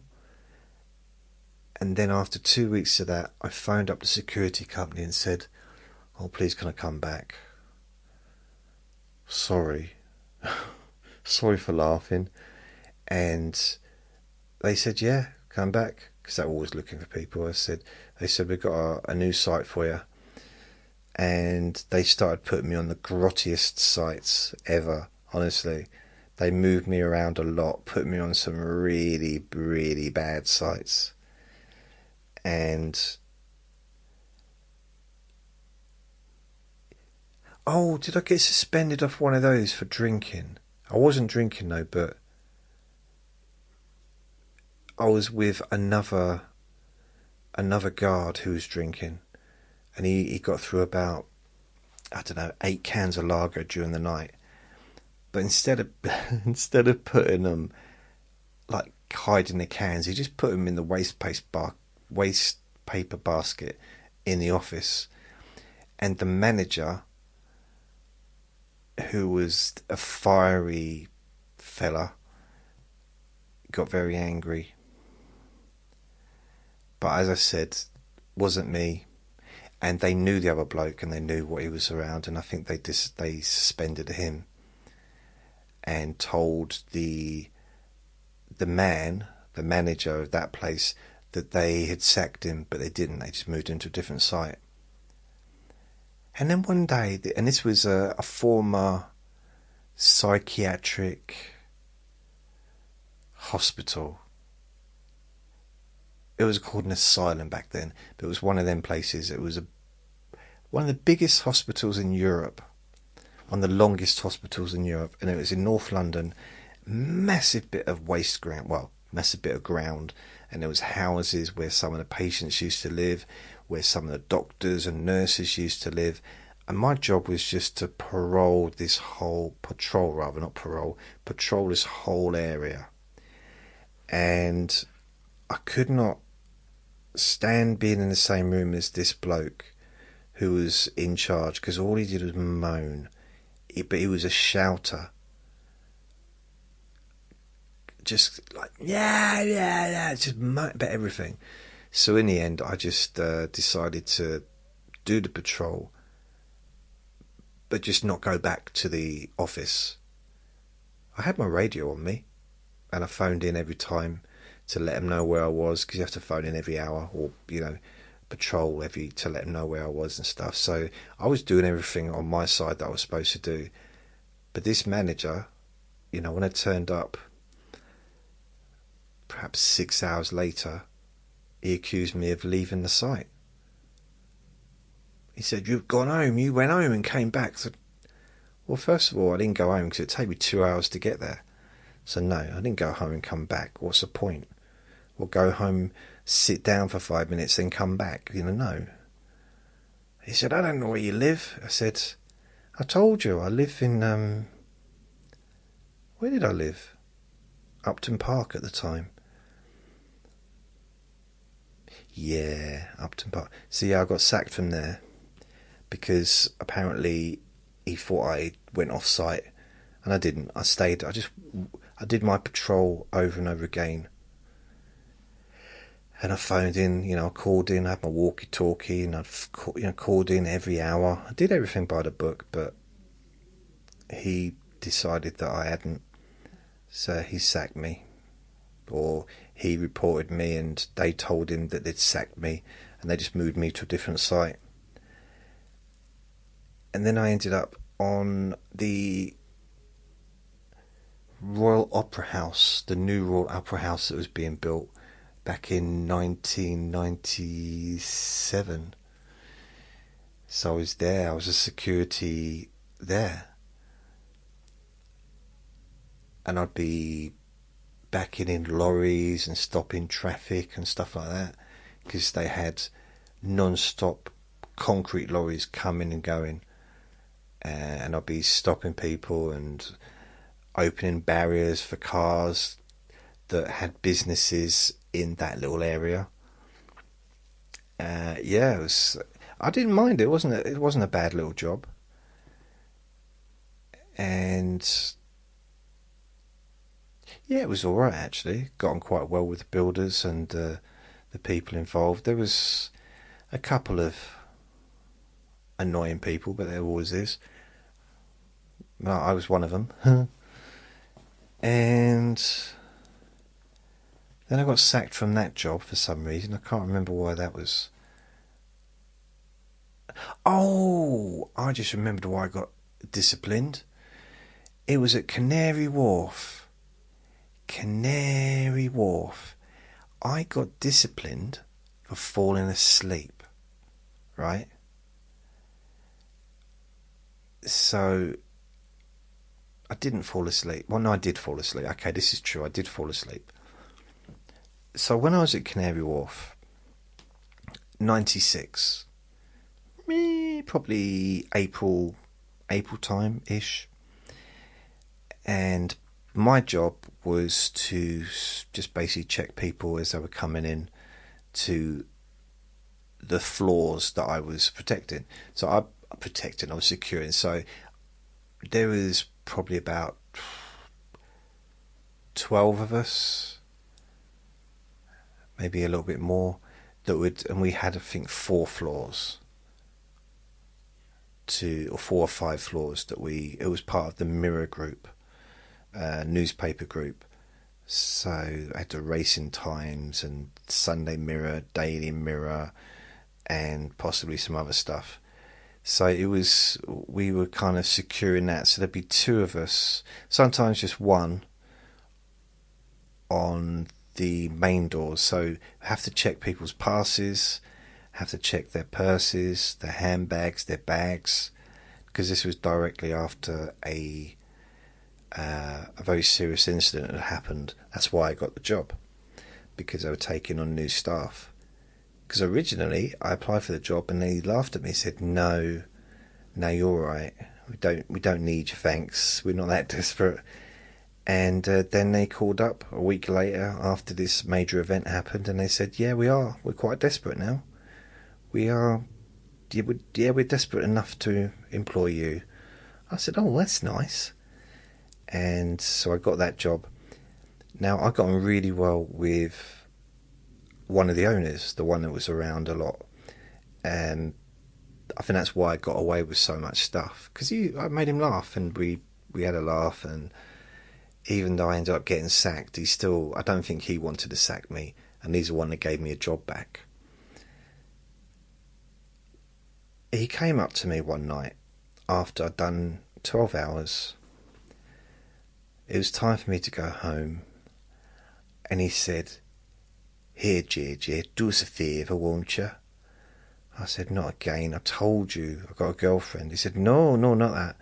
And he said, he wanted me to stay for another 12 hours. See, if you get any normal job and they say, can you do some overtime? It's usually like an hour or so, maybe 2 hours. This job in security, it's, no, another 12 hours, please. I said, that's 24 hours. He said, I can count. I said, I know, but I can't do 12 hours. I can't do another 12 hours. I started at 6 this morning, or was it 7? 8? It might have been 8 in the morning. But I'd been up since 6. I'd been up 2 hours before I started my job. So 2 hours getting up and then travelling. So I'd been up for a long time. And he said, oh, go on, please. So my job was to go downstairs and look after the main, this was the big boss's office area. The big boss, of the Mirror Group, who at the time was Kelvin Mackenzie. He was also editor of The Sun as well before that, I think. I saw him a few times. Very, very booming voice. Not hugely tall, but very booming voice. Big bloke. And I was the reception, and his office was further up. So anyone that came to visit him had to come to where I was. Now, no one was going to ask for him because he was gone. There was no one in his office at that time. There was also another office where someone did come for a little while and then they left. Probably his assistant or something. So, or maybe he did come for a little while, but after 8 o'clock, 9 o'clock, there was nothing, no activity. So I was there on my own. Nothing to do at all. So I said to my boss, before accepting to do it, well, first of all I said no. They said, go on, please. I said, no. I can't do another 12 hours. He said, I'll be your best friend. And I was going to say no, but then he started tickling me, and it's hard to resist, isn't it? And I said, okay, but I just got to warn you, I will fall asleep. And he said, it doesn't matter. Doesn't matter, just whatever. I just need this to be covered. It's so important because of that area. No one's going to be down there. No one, the big boss, he's gone. He's gone. He won't be back till tomorrow morning. You'll be gone before he gets in. And he even said, I'll try and get the other security guard to come in a little bit early so you can get off a little bit earlier. And I said, oh, okay then. And I sat down. It was a nice little gig, actually. It was comfortable. No one else around. Really comfortable. Like, it's like probably the nicest little area in all of those floors. Because it was a boss's area, I guess, so he had it nice, really big, spacious. And there was a book there called, there was like a crime book that I started to read, and I read a lot of it. So I'm reading this book, and then as I'm reading it, I hear this voice saying, Jason. Like, I look up, and it's my boss, like the security boss. He said, you're asleep. I said, no, I wasn't. I was reading a book. He said, you're literally in a hammock with your pyjamas on. What do we... And I said, I told you that I would fall asleep. I didn't realise I'd fallen asleep. But I said, look, I've done 12 hours. Doing 24 hours without falling asleep it's a ridiculous ask. And he said, got to go home. I said, really? He said, yeah, I'll take over and I'll sit here. You got to leave. You're suspended. And I said to him, I think I might have called him a name. I said, you are a whatever. I told you I'd fall asleep and you said it didn't matter. He said, you're on camera. You've been filmed. You've been seen falling asleep. How do you think we knew? I said, I literally said to you that I can't do another 12 hours without falling asleep. And he said, I know, but, you're suspended. So I went away. A couple of days later, I went into the office, in the London offices, to go to my disciplinary. So this would be my second disciplinary out of 3. And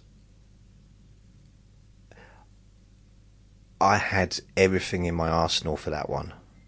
The first one, I don't drink. They could take it or leave it, whether I was being honest. And it was true, I didn't drink. And there's no way I would take alcohol to work with me. Especially when I was at a reception and it was all glass and loads of people coming and going. They could, it just seemed, it just wasn't what I was going to do. And I really wasn't a drinker at all. I'd go out, and if I did have a drink when I went out, it'd be like one bottle of lager would last me the whole night. I'd more than likely just have a glass of Coke or a couple of glasses of Coke. It just wasn't my thing back then. The year before, wow, I was putting it away, but that year I just took a break. And so the first one, it was like, could have gone either way. Believe me or don't believe me. And because they both, one of them liked me, the other one gave me the benefit of the doubt. So they moved me to a different place. No, did they move me? I think they kept me there, and then I got moved again for someone accused me of something else. I don't know. Can't remember what that was. And the second disciplinary, unlike the third one I was laughing and I got sacked. But the second one, I went in there and I was not because I knew the reason I was in there for. The first and third time, I don't think I knew until I got into the disciplinary why I'd been suspended. But the second time I knew because it already told me, you need to go home because we found you asleep. So I turned up there. I was proper like. I think first thing I said is, you're out of order, to the bloke that was supposed to be my mate, well, my friend. God, he was a boss, but I said, you're out of order. You know you are. And the other manager, the other boss, said, what's going on? And the one that I knew started to talk, and his partner said, no, wait a minute, I want to hear it from Jason, Mr. Newland. So I told him, I said, he asked me to stay 12 hours after I'd just done a 12-hour shift. So he wanted me to do a 24-hour shift. I told him point blank that I would fall asleep, because what else do you do? Staying awake for 24 hours. I said I'd fall asleep, and he said it's okay, it doesn't matter. Fell asleep, he sent me home suspended and without pay, and ended up with disciplinary. He said, is that true? And they went out and they came back and apologised to me. Apologised. And I went back to Canary Wharf, and I went back and continued working there until they... No, that was my first disciplinary. The second one was the alcohol one. So that was the first disciplinary. So I'm sure there was another one as well. Can't remember what it was. I'm not sure it's when I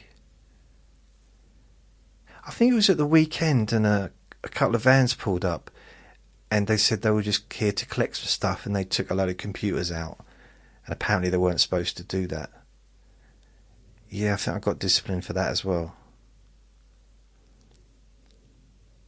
I wasn't to know, was I? Oh, but we've had millions of pounds robbed worth of computers. Like, so you should have told me. Should have told me that you weren't having any vans come. What do you mean, tell you that we're not having any vans come in to collect the computers? Well, if you'd have done that, when they knocked on a window saying, we come to collect the computers, then I'd know that they weren't, and they were robbers. I'm thinking that maybe they made the excuse of the toilets up just to get rid of me.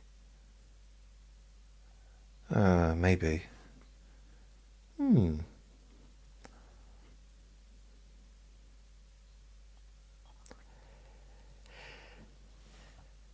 The proms. So I've talked about the proms. Cheese rolling. Did you know that cheese rolling down Cooper's Hill in Gloucestershire is a traditional summer event? Now, it is cheese rolling. I think the person who rolls with the cheese, and these are not little bits of cheese, these are massive, massive bits of cheese, and it's very dangerous, and people get injured doing it. It's not as fun as you'd imagine, unless of course it is. Coastal and seaside culture. The Victorian era saw the boom of British seaside holidays. What is the Victorian era? Is that when my nan and granddad went on holiday? Because they'd have like handkerchiefs on their heads and stuff. Yeah. I mean, back then there wasn't such a thing as going abroad on holiday. You know, Spain and France and stuff like that wasn't wasn't a short flight away like it is now, or it has been for a long time. So people from London, like my nan, she used to go to places like Brighton or Southend on holiday. Now, both of those places are not far from London. They're both or one's in Essex, Brighton is in, I don't know where it is. Is it Hertfordshire? Brighton? But both places are not a long way away from London, really. And they said they would go to places like that, maybe Harwich even, I'm not sure. And that would be a nice summer holiday. And apparently, I'm partly making this up based on a very vague memory. Sometimes I think they would stay in boarding houses, and they may even share rooms with complete strangers. And there would be a landlady, as this was kind of the cliche, a very, very mean landlady, and the landlady would make food and give them dinner and everything, but they would have to be in by a certain time in the evening or the door would be locked. That's the cliche of that, but I think some of it's true, potentially. Doesn't sound like a particularly nice holiday, does it really? Brighton Pier opened in 1899 and became a summer hotspot. Yeah, Brighton's changed over the years, but it was always a very popular holiday destination. And it's... last time I went to Brighton, I ended up with a sore bum. Because, yeah, I fell over and I kind of banged... I fell over on my bum and I just banged myself. And it's like, oh. And I remember it's just... It was weird because I come home. Normally, you hurt yourself, you expect a little... You don't expect people to say, like, oh no, start crying. You fell over and banged your bum. Oh! I didn't expect that, but a little bit of caring, a little bit of maybe interest or sympathy. But you know, if people, I come back to work. Oh, how was your holiday or your weekend in Brighton? And I said, oh, I got a sore bum. And people found that hilarious. I mean, someone actually who hadn't even told that I had my accident. You know, the first person I got into work with, and no one else had been in work. He was the first person there, and I got there next. This was on the Monday morning, and he said, "How was your weekend in Brighton? Have you got a sore bum?" And I said, "Yeah. How do you know?" And he laughed and walked off. And I'm like, "That's weird." And then I told everyone, and they laughed that I'd fallen over. It's like, you fall on your coccyx, it's not a nice experience. The first time it ever happened when I was in a chip shop, I got a sore bum in there, and I was carrying a bag of potatoes, which I would argue is probably heavier than me. Maybe not, 50 kilos possibly. I don't know if it'd be 50 kilos. Would it be? It was heavy. 50 kilos would have been how much I weighed at the time. So maybe it was 40 kilos, maybe 30 kilos, but it was heavy. That's all I know. And I slipped over in the kitchen, and the bag of spuds, unopened, landed on top of me. And yeah, I was struggling to walk. I mean, really, I should have gone to the hospital and got examined, because it took quite a few weeks for that to heal. But back then, I didn't have the time to take off, and just got on with it, really.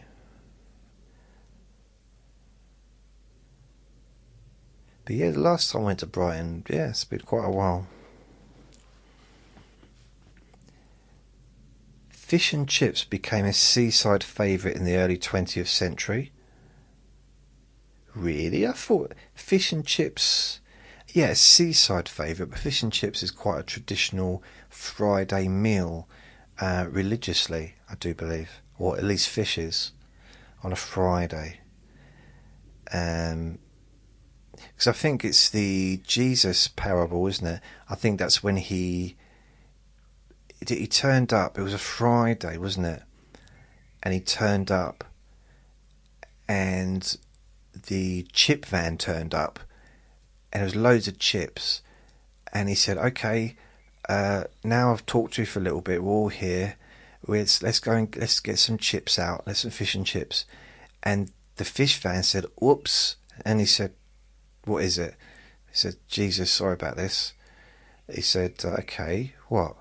So I'm a bit embarrassed, we've got loads of chips, but we forgot the fish. And then someone shouted from the back, oh no, wait a minute, we've got one fish. He said he got one fish, all those chips but one fish. And Jesus said, oh, I'll just hand it here, and the rest is history. But that was on a Friday, because Friday is when fish and chips was a thing, back in Jerusalem. The bathing machine was a common sight on the 19th century beaches. I feel we need more information about that, don't you? The bathing machine. A machine that bathes you. That sounds very pleasant. It sounds almost... Oh, the bathing machine. Unless it's kind of like a thing with just a shower that just showers you from different angles, but even that sounds nice, doesn't it? If it's at a decent temperature. I've got to look this up, I'm sorry. This is one of those moments where I can't not look it up. Bathing machine 1800s. I'm going to look up images just so I can look at it. What? Right, it's only showing you the outside of it. The bathing machine. Collection of... Okay. Bathing machine, 1800s. Victorian bathing machine. But why is it not shown inside? Maybe it was one of those things...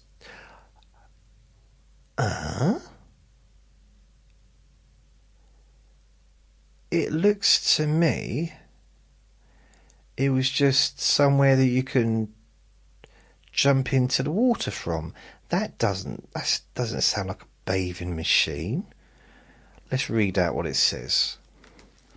You search the web for bathing machines, says Google, Bing, AI, whatever. The Victorian bathing machine was in an innovative mobile changing room designed to allow swimmers, particularly women, to maintain their modesties while bathing at the seaside. Okay, so it's basically a changing room. It's a changing room. Historical context.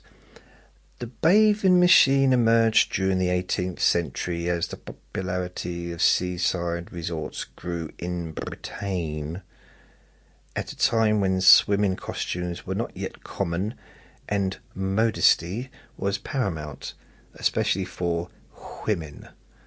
These wooden carts served as both changing rooms and a means to discreetly enter the water.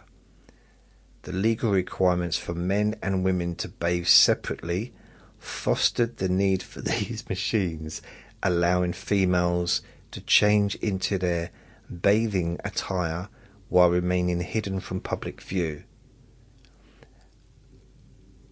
Okay, so they were carts on wheels, 6 foot high, 8 foot wide, and they were pulled into the sea by horses. And bathers could just jump into the water without being seen. And maybe curtains or umbrellas to keep their modesty. Oh, look at this. Women used these machines mainly. Men were allowed to bathe naked until the 19th century. Ooh.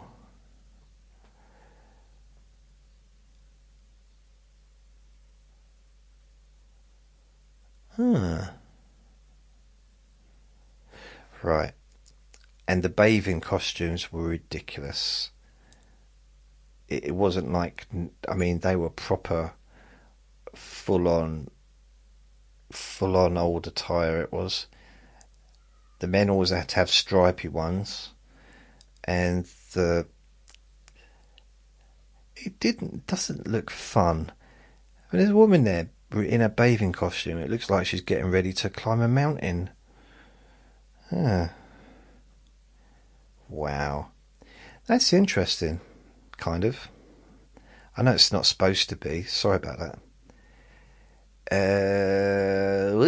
The bucket and spade sets have been popular since the early 1900s. I used to like bucket and spades. Yeah, I did. I used to like to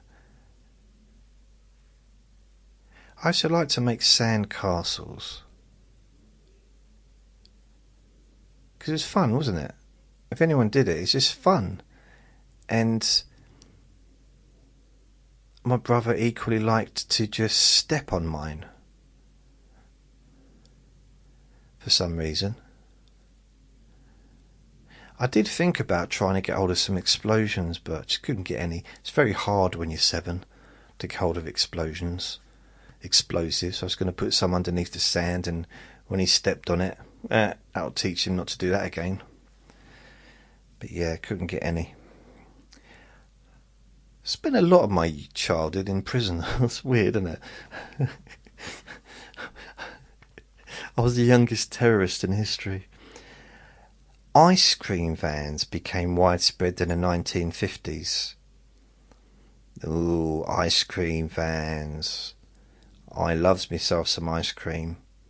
Haven't been to an ice cream van for a long time. It amazes me that they come out in all weathers. I saw one that was freezing cold and it came out because it was a Saturday, because it was in June. It was raining and it was very cold and windy. It was like a winter's day out there, and they just decided, well, it's the 2nd of June, let's go out. It's officially summer. Fly just landed on a microphone. Punch and Judy shows were classic seaside entertainment. I don't think they're allowed anymore. That's the way you do it. Blackpool illuminations, though not autumnal, used to start in late summer. So Blackpool illuminations, very, very popular. Blackpool, I think it was once classed as the Las Vegas of England. They had like casinos and all kinds of stuff in Blackpool. And I would have loved to have gone there when it was busy, not busy, but like in its kind of peak, just to see what it's like. Because I never did. I don't know what it's like now. If it still gets really busy, I hope it does for the people that work there and have businesses. But I went there once, and it was on the way to the Isle of Man, and it was the windiest day in history. It was probably July, August time. really windy. And we were going to Liverpool to catch the ferry to the Isle of Man. The ferry was cancelled, but because we'd been in a car and we'd been travelling for 10 minutes, my dad decided to continue the journey anyway, in a almost hurricane wind, which is why the ferry had been cancelled.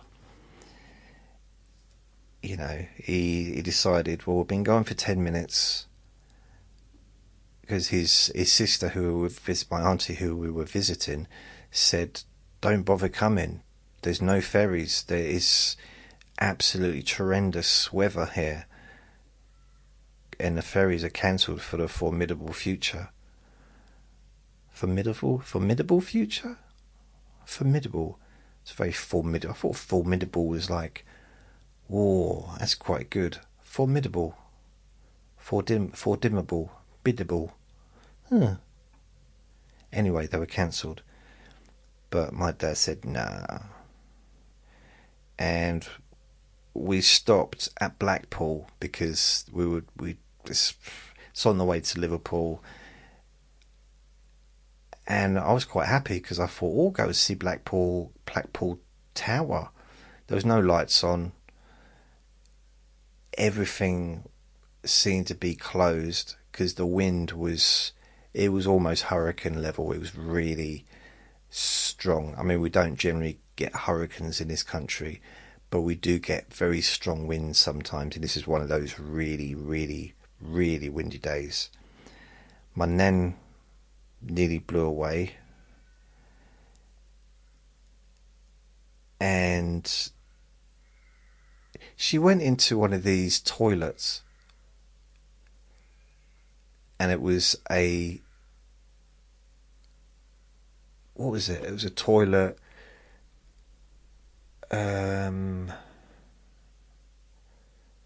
Like a porta toilet. Okay.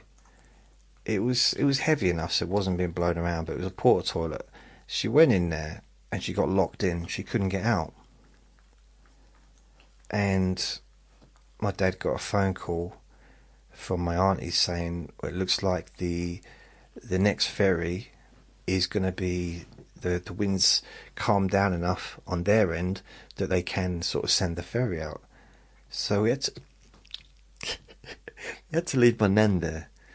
And yeah, she's still there as far as I know. That was 21 years ago. Hope she's alright. I've heard that they're quite comfortable places, those porta toilets. Porta potty. She did actually get locked in. It was funny, but in the same sense, obviously, it wasn't funny. But it was funny. We got her out. We managed to do the lock from the outside. I think I knew how to do that, and my dad looked at me very strangely that I was able to open a public toilet from the outside that was locked from the inside. But it was just like a coin. It was very simple. And a drill. I happen to have the tools on me. Don't judge me. Lidos, or outdoor pools, gained popularity in the 1930s. Yeah, they were popular. They were popular. I was going to say they were popular in my day, but outdoor pool, like little pools, like the blow-up ones, and the Lidos, and they like the big like beds, floaty beds made of plastic. They were quite popular, even when I was a kid,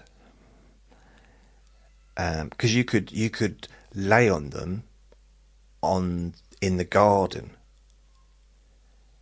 and then you could lay on them on the water as well.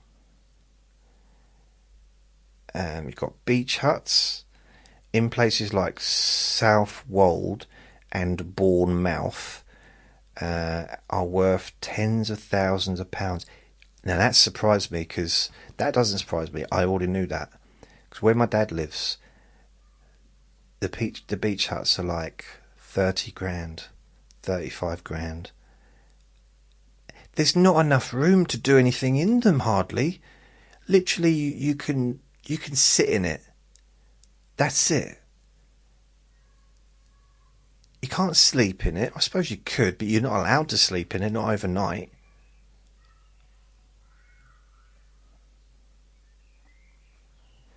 You can't have raves. Agriculture and nature. Summer is I don't think you even own the land.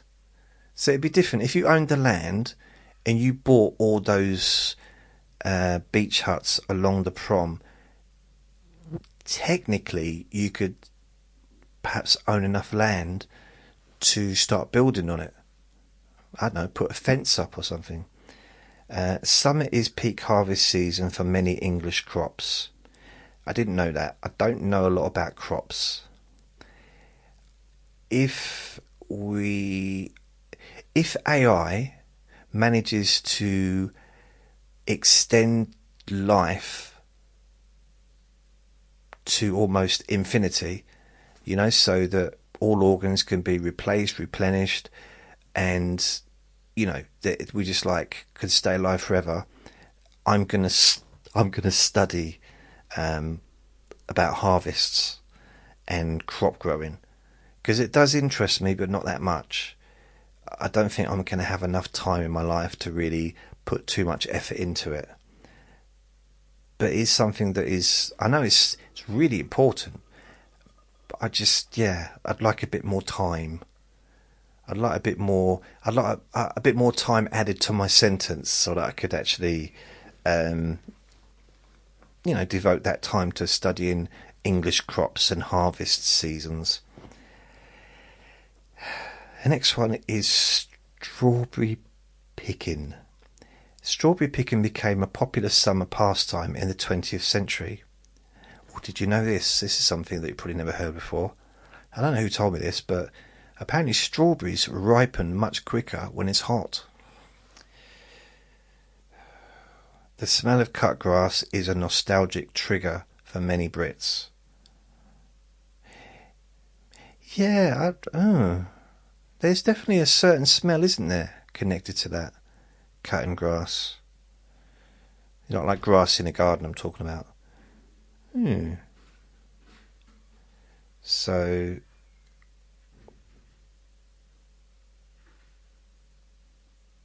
what have we got here? Hay fever. Known medically as allergic rhinitis, rhinoceros, spikes in English summer due to pollen. I think that's the same everywhere, isn't it? What else has we got here? Bluebells. Bluebells finish blooming by early summer. Blooming bluebells finish blooming by early summer in English woodlands. Ooh.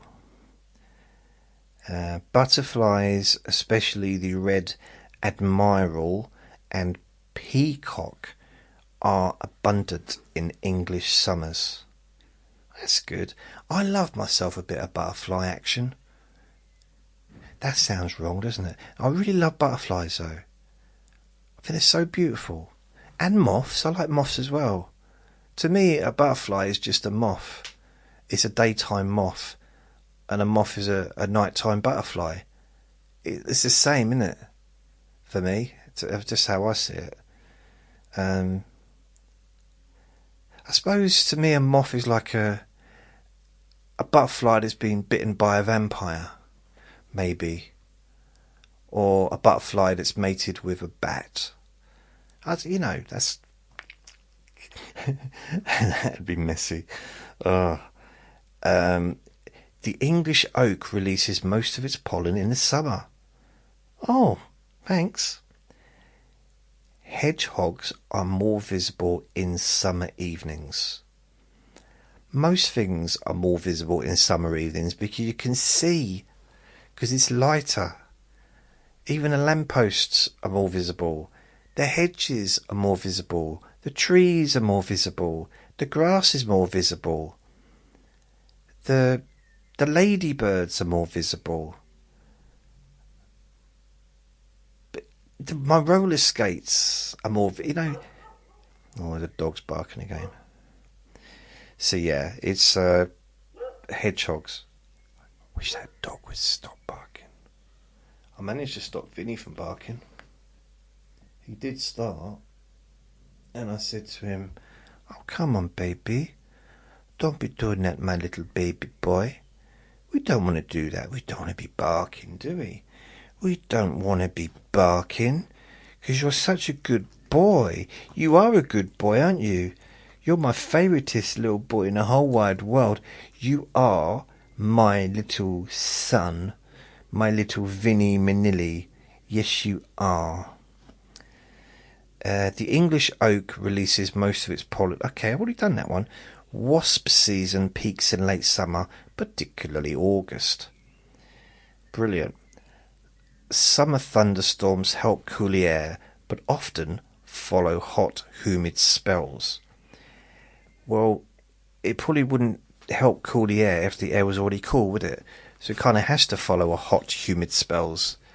It sort of makes sense, I think. Or am I just being pedantic? Right. Historical events.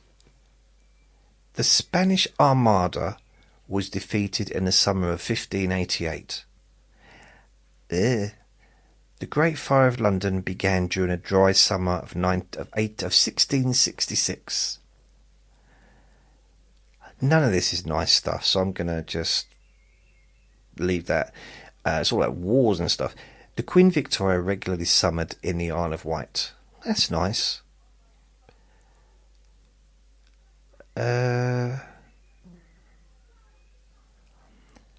Food and drink Eton Mess is a summer dessert originated at Eton College. So, is that what Eton Musk drinks? Or eats? Pim's #1 cup is traditionally served with fruit and mint. Okay, cream teas are a summer staple in Devon and Cornwall. I knew that. Devon cream. Yeah. Cucumber sandwiches became popular as a cooling summer treat. And barbecues became fashionable in English gardens in the 1980s. Okay, barbecues became fashionable in the 1980s? I was around in the 1980s. So were they not popular before that? I just thought everyone... I remember the early 80s. I remember even the late 70s seeing barbecues. Oh, that's interesting. I just thought it was something that's been around for ages. I mean, it has now, but before then. Yeah. Ice cream cones regularly gained popularity in England after WW1. Rhubarb and gooseberries are commonly harvested in early summer. Rhubarb's one of those... I mean, isn't it technically a vegetable because it's a root, isn't it? But it's a fruit. Is it? I don't know. I think it's a vegetable. But anyway, rhubarb is both disgusting and beautiful. It's weird. Now it's sour and like funny face making taste. If it's not done in a way that I like it, I've got to just talk for myself really. But if it has the right amount of sugar and taste, and it's in a rhubarb crumble. Okay, the difference: a rhubarb pie can be a little bit sour. Rhubarb crumble, if it's done properly, the most beautiful. Oh, I can't even say the word. I'm so excited. Oh, honestly, and with some cream or ice cream, absolutely gorgeous. Summer puddings made with berries and bread are a traditional dessert. I've got a funny story for you. One of my neighbours asked me for some bread the other day, and I said, "Have you got any bread?" She texted me. I said, "Yeah, all right, yeah." And then she said, "Oh, wait a minute, I'm not allowed to have bread because I'm diabetic." I said, "Okay, I've got pizza in the freezer if you want it." She said, "Oh, that'd be nice." I mean, pizza's mainly bread, isn't it? So that's what I was trying to. Da da da da da. I think the "can I have some bread?" That was the equivalent of saying, "Oh, can I have some bread and water?" Thinking I'd say, "No, wait a minute, let me order you a takeout." Yeah. No, I can't. I'm unable to. I'd like to be able to do that, but I can't. I can't do it. Lemon barley water was made famous by Wimbledon. Summer puddings made with berries and bread. Okay, a traditional dessert. Berries and bread. But that's bread and butter pudding though, isn't it? It's saying summer puddings, but bread and butter pudding. Bread and butter. Jelly and ice cream remain a nostalgic summer party favourite. The phrase British summer began in 1916 with daylight saving. Okay, fair enough. As they changed it all, didn't they then?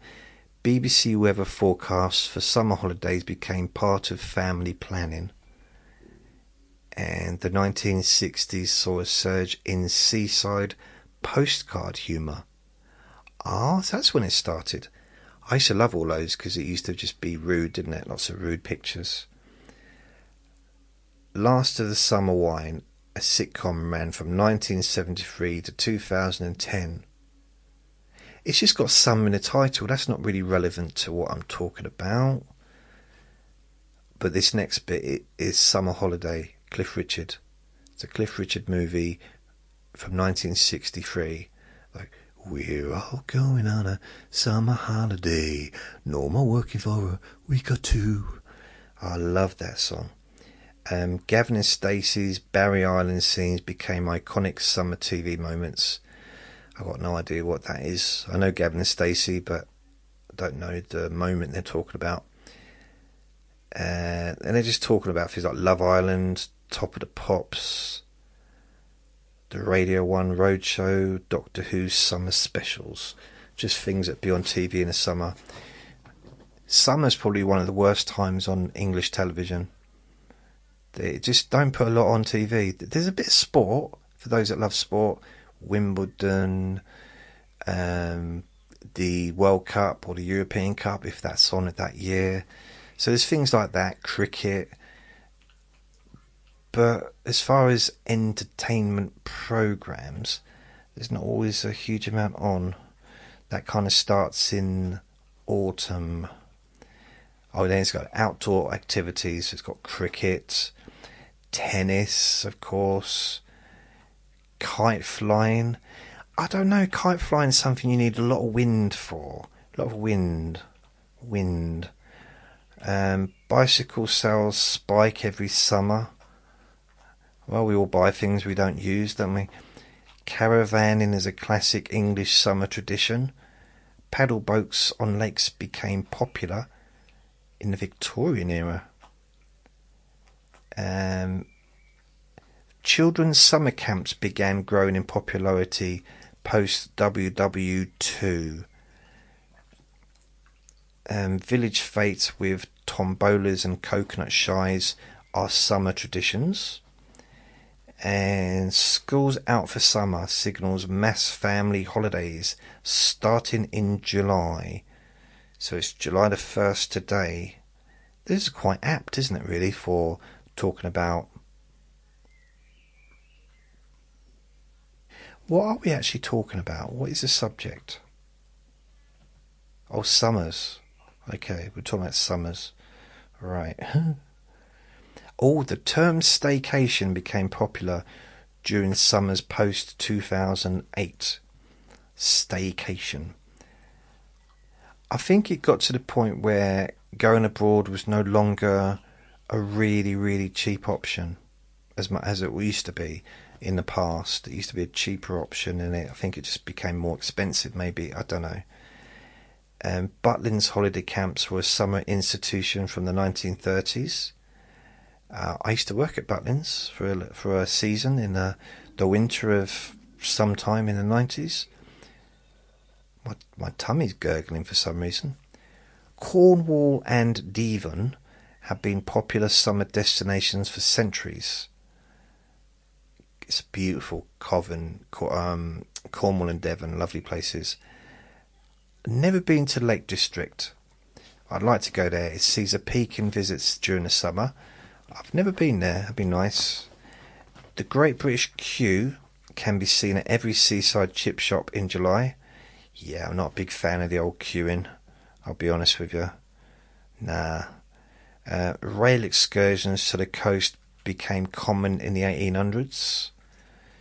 So, yeah, I guess because we had railway tracks then, didn't we?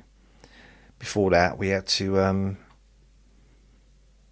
go by horse and cart, I suppose, or ride on sheep. Caravans and motorhomes often clog English roads in August. I was just wondering, like with horses, you put a carrot in front of them so they run. What would you put in front of a sheep? What does sheep eat? Grass. So I suppose you could travel on a cow and just put like some grass or a little plant or something dangling in front of it, and they just follow that and try and get to the grass. Maybe. Bank holiday weekends are peak travel periods. That's true. It says caravans and motorhomes often clog English roads in August. Okay, but don't have a go at them. It's not their fault, is it? Why are they having a go at people in caravans and motorhomes? They don't take up a huge amount more space than cars. It's like, like the other day I went to... Okay, I won't tell you about that, but... Okay. I was in the hospital. I needed the toilet. Like, I needed the toilet. But it was just a wee, but I needed to go. Went to the men's toilets. I walked past, I think, 5 disabled toilets to get to the men's toilets. It was blocked off because it was being cleaned. I went back. There was multiple disabled toilets, but were empty. So I went in one, did my quick wee, came out. As guaranteed, there was a lady there in a wheelchair waiting. And the woman that was with her was looking at me like I'd just committed every crime in history upon her person. Honestly, it was like, really. And I said, oh, sorry about that, I just needed to go. And neither of them answered me. Neither of them even acknowledged my existence. And honestly, I was in there maybe 20 seconds, half a minute, so it wasn't a long time. So I didn't feel great, I'll be honest. I mean, I am registered, I'm technically disabled anyway. I'm disabled, but not physically. And I start thinking, and I'm a little bit inside as I'm walking out. And I'm just thinking, you know what? Okay, disabled toilets, they're for disabled people. Fair enough. However, in what world does anyone expect to be able to just walk up to the toilet, open the door and go in without queuing, without waiting, without someone else being in there? No one does that with the men's toilets or for the women's toilets. I can't believe there's someone in there. Why are you in there? It should be available for me just to walk in. Maybe I shouldn't use the word walk in, but just to use the toilet without having to wait. I mean, firstly, I have to wait. It's like, she was sitting down, just waiting. And why would she have to be? What? It's just kind of like, wait a minute. if I was in there for hours, or if I was in there doing a long time, but why should that toilet be available instantly when I also need to go to the toilet? It's just I started to think there, like, wait a minute, I'm feeling bad here, but I don't need to really, because if there was a queue of people, let's say able-bodied people, queuing outside, let's say it was 2 people queuing outside the disabled, then she's within her rights to say, oi, bugger off. This is for me. This is my toilet. I own this toilet. This toilet was built just for me. And she's got a right to kind of, I don't know, run them over, I guess, in a chair if she wants. But that wasn't the situation. So the idea that she should be just able to just open the door and go in and never ever have to wait to use a toilet. That's not real life, is it? Sometimes we have to wait to use a toilet because there's other people on the planet. So I felt less guilty. I would have felt less guilty if I hadn't actually said that to her. And then I felt more guilty. But, you know, we live, we learn sometimes. But I did think about that, like, okay, I needed the toilet. It's either that or go into the women's toilets. And these days, that's frowned upon. But there was only one women's toilet. There's only one men's toilet. There was, I think, four or five, toilets. Because you can go in there as well if you've got a baby to change as well. So, you know, it's not just for disabled people. And I did a quick wee-wee. I didn't go there, and I wasn't in there knitting a jumper for Vinny, drinking a cup of coffee, watching Wimbledon tennis on my phone. I wasn't in there for ages. It was a quick zip in there, unzip, and then zip up again. Actually, there's no zipping because I was wearing,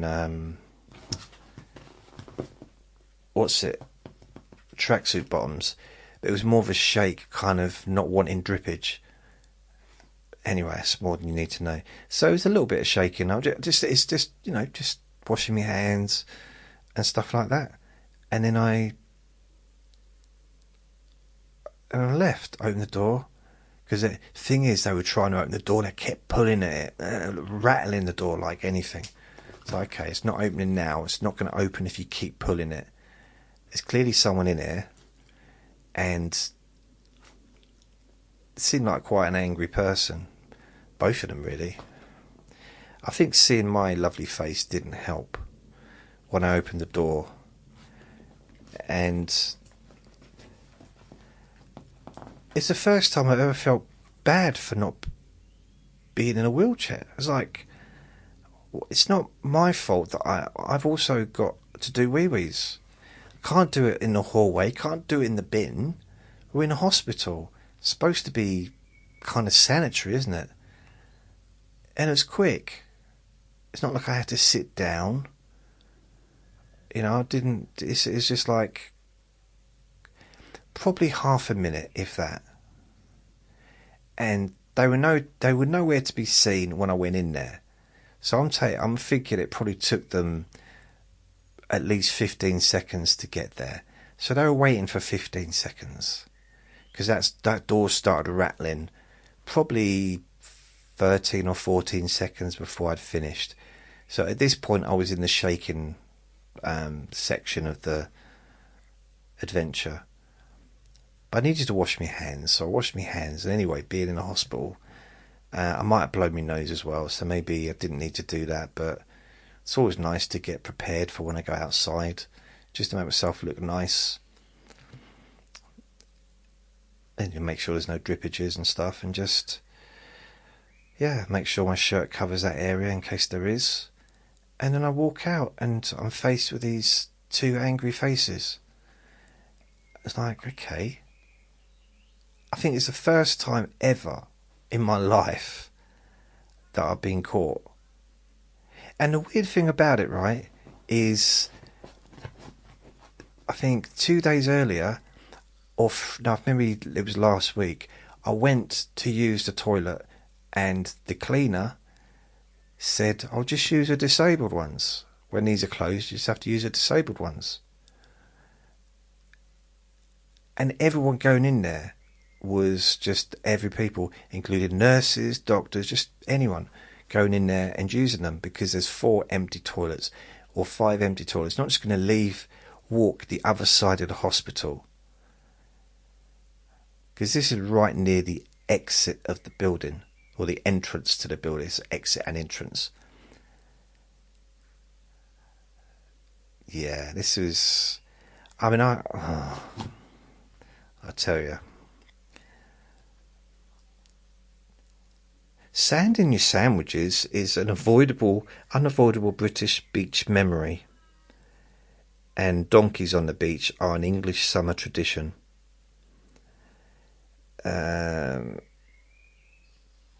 British people rush to the garden at the first sight of sun. I think you're getting a little bit caught up in, like, British people, every single person in England, they see some sun and they rush into the garden. I'm not sure if that's true. Socks and sandals are an infamous English summer fashion faux pas, or fox pass. I don't think there's anything wrong with having socks. What I think he's discovered the little old fly again, bless him. Pubs spill out on pavements every summer evening. That can happen. It definitely can happen.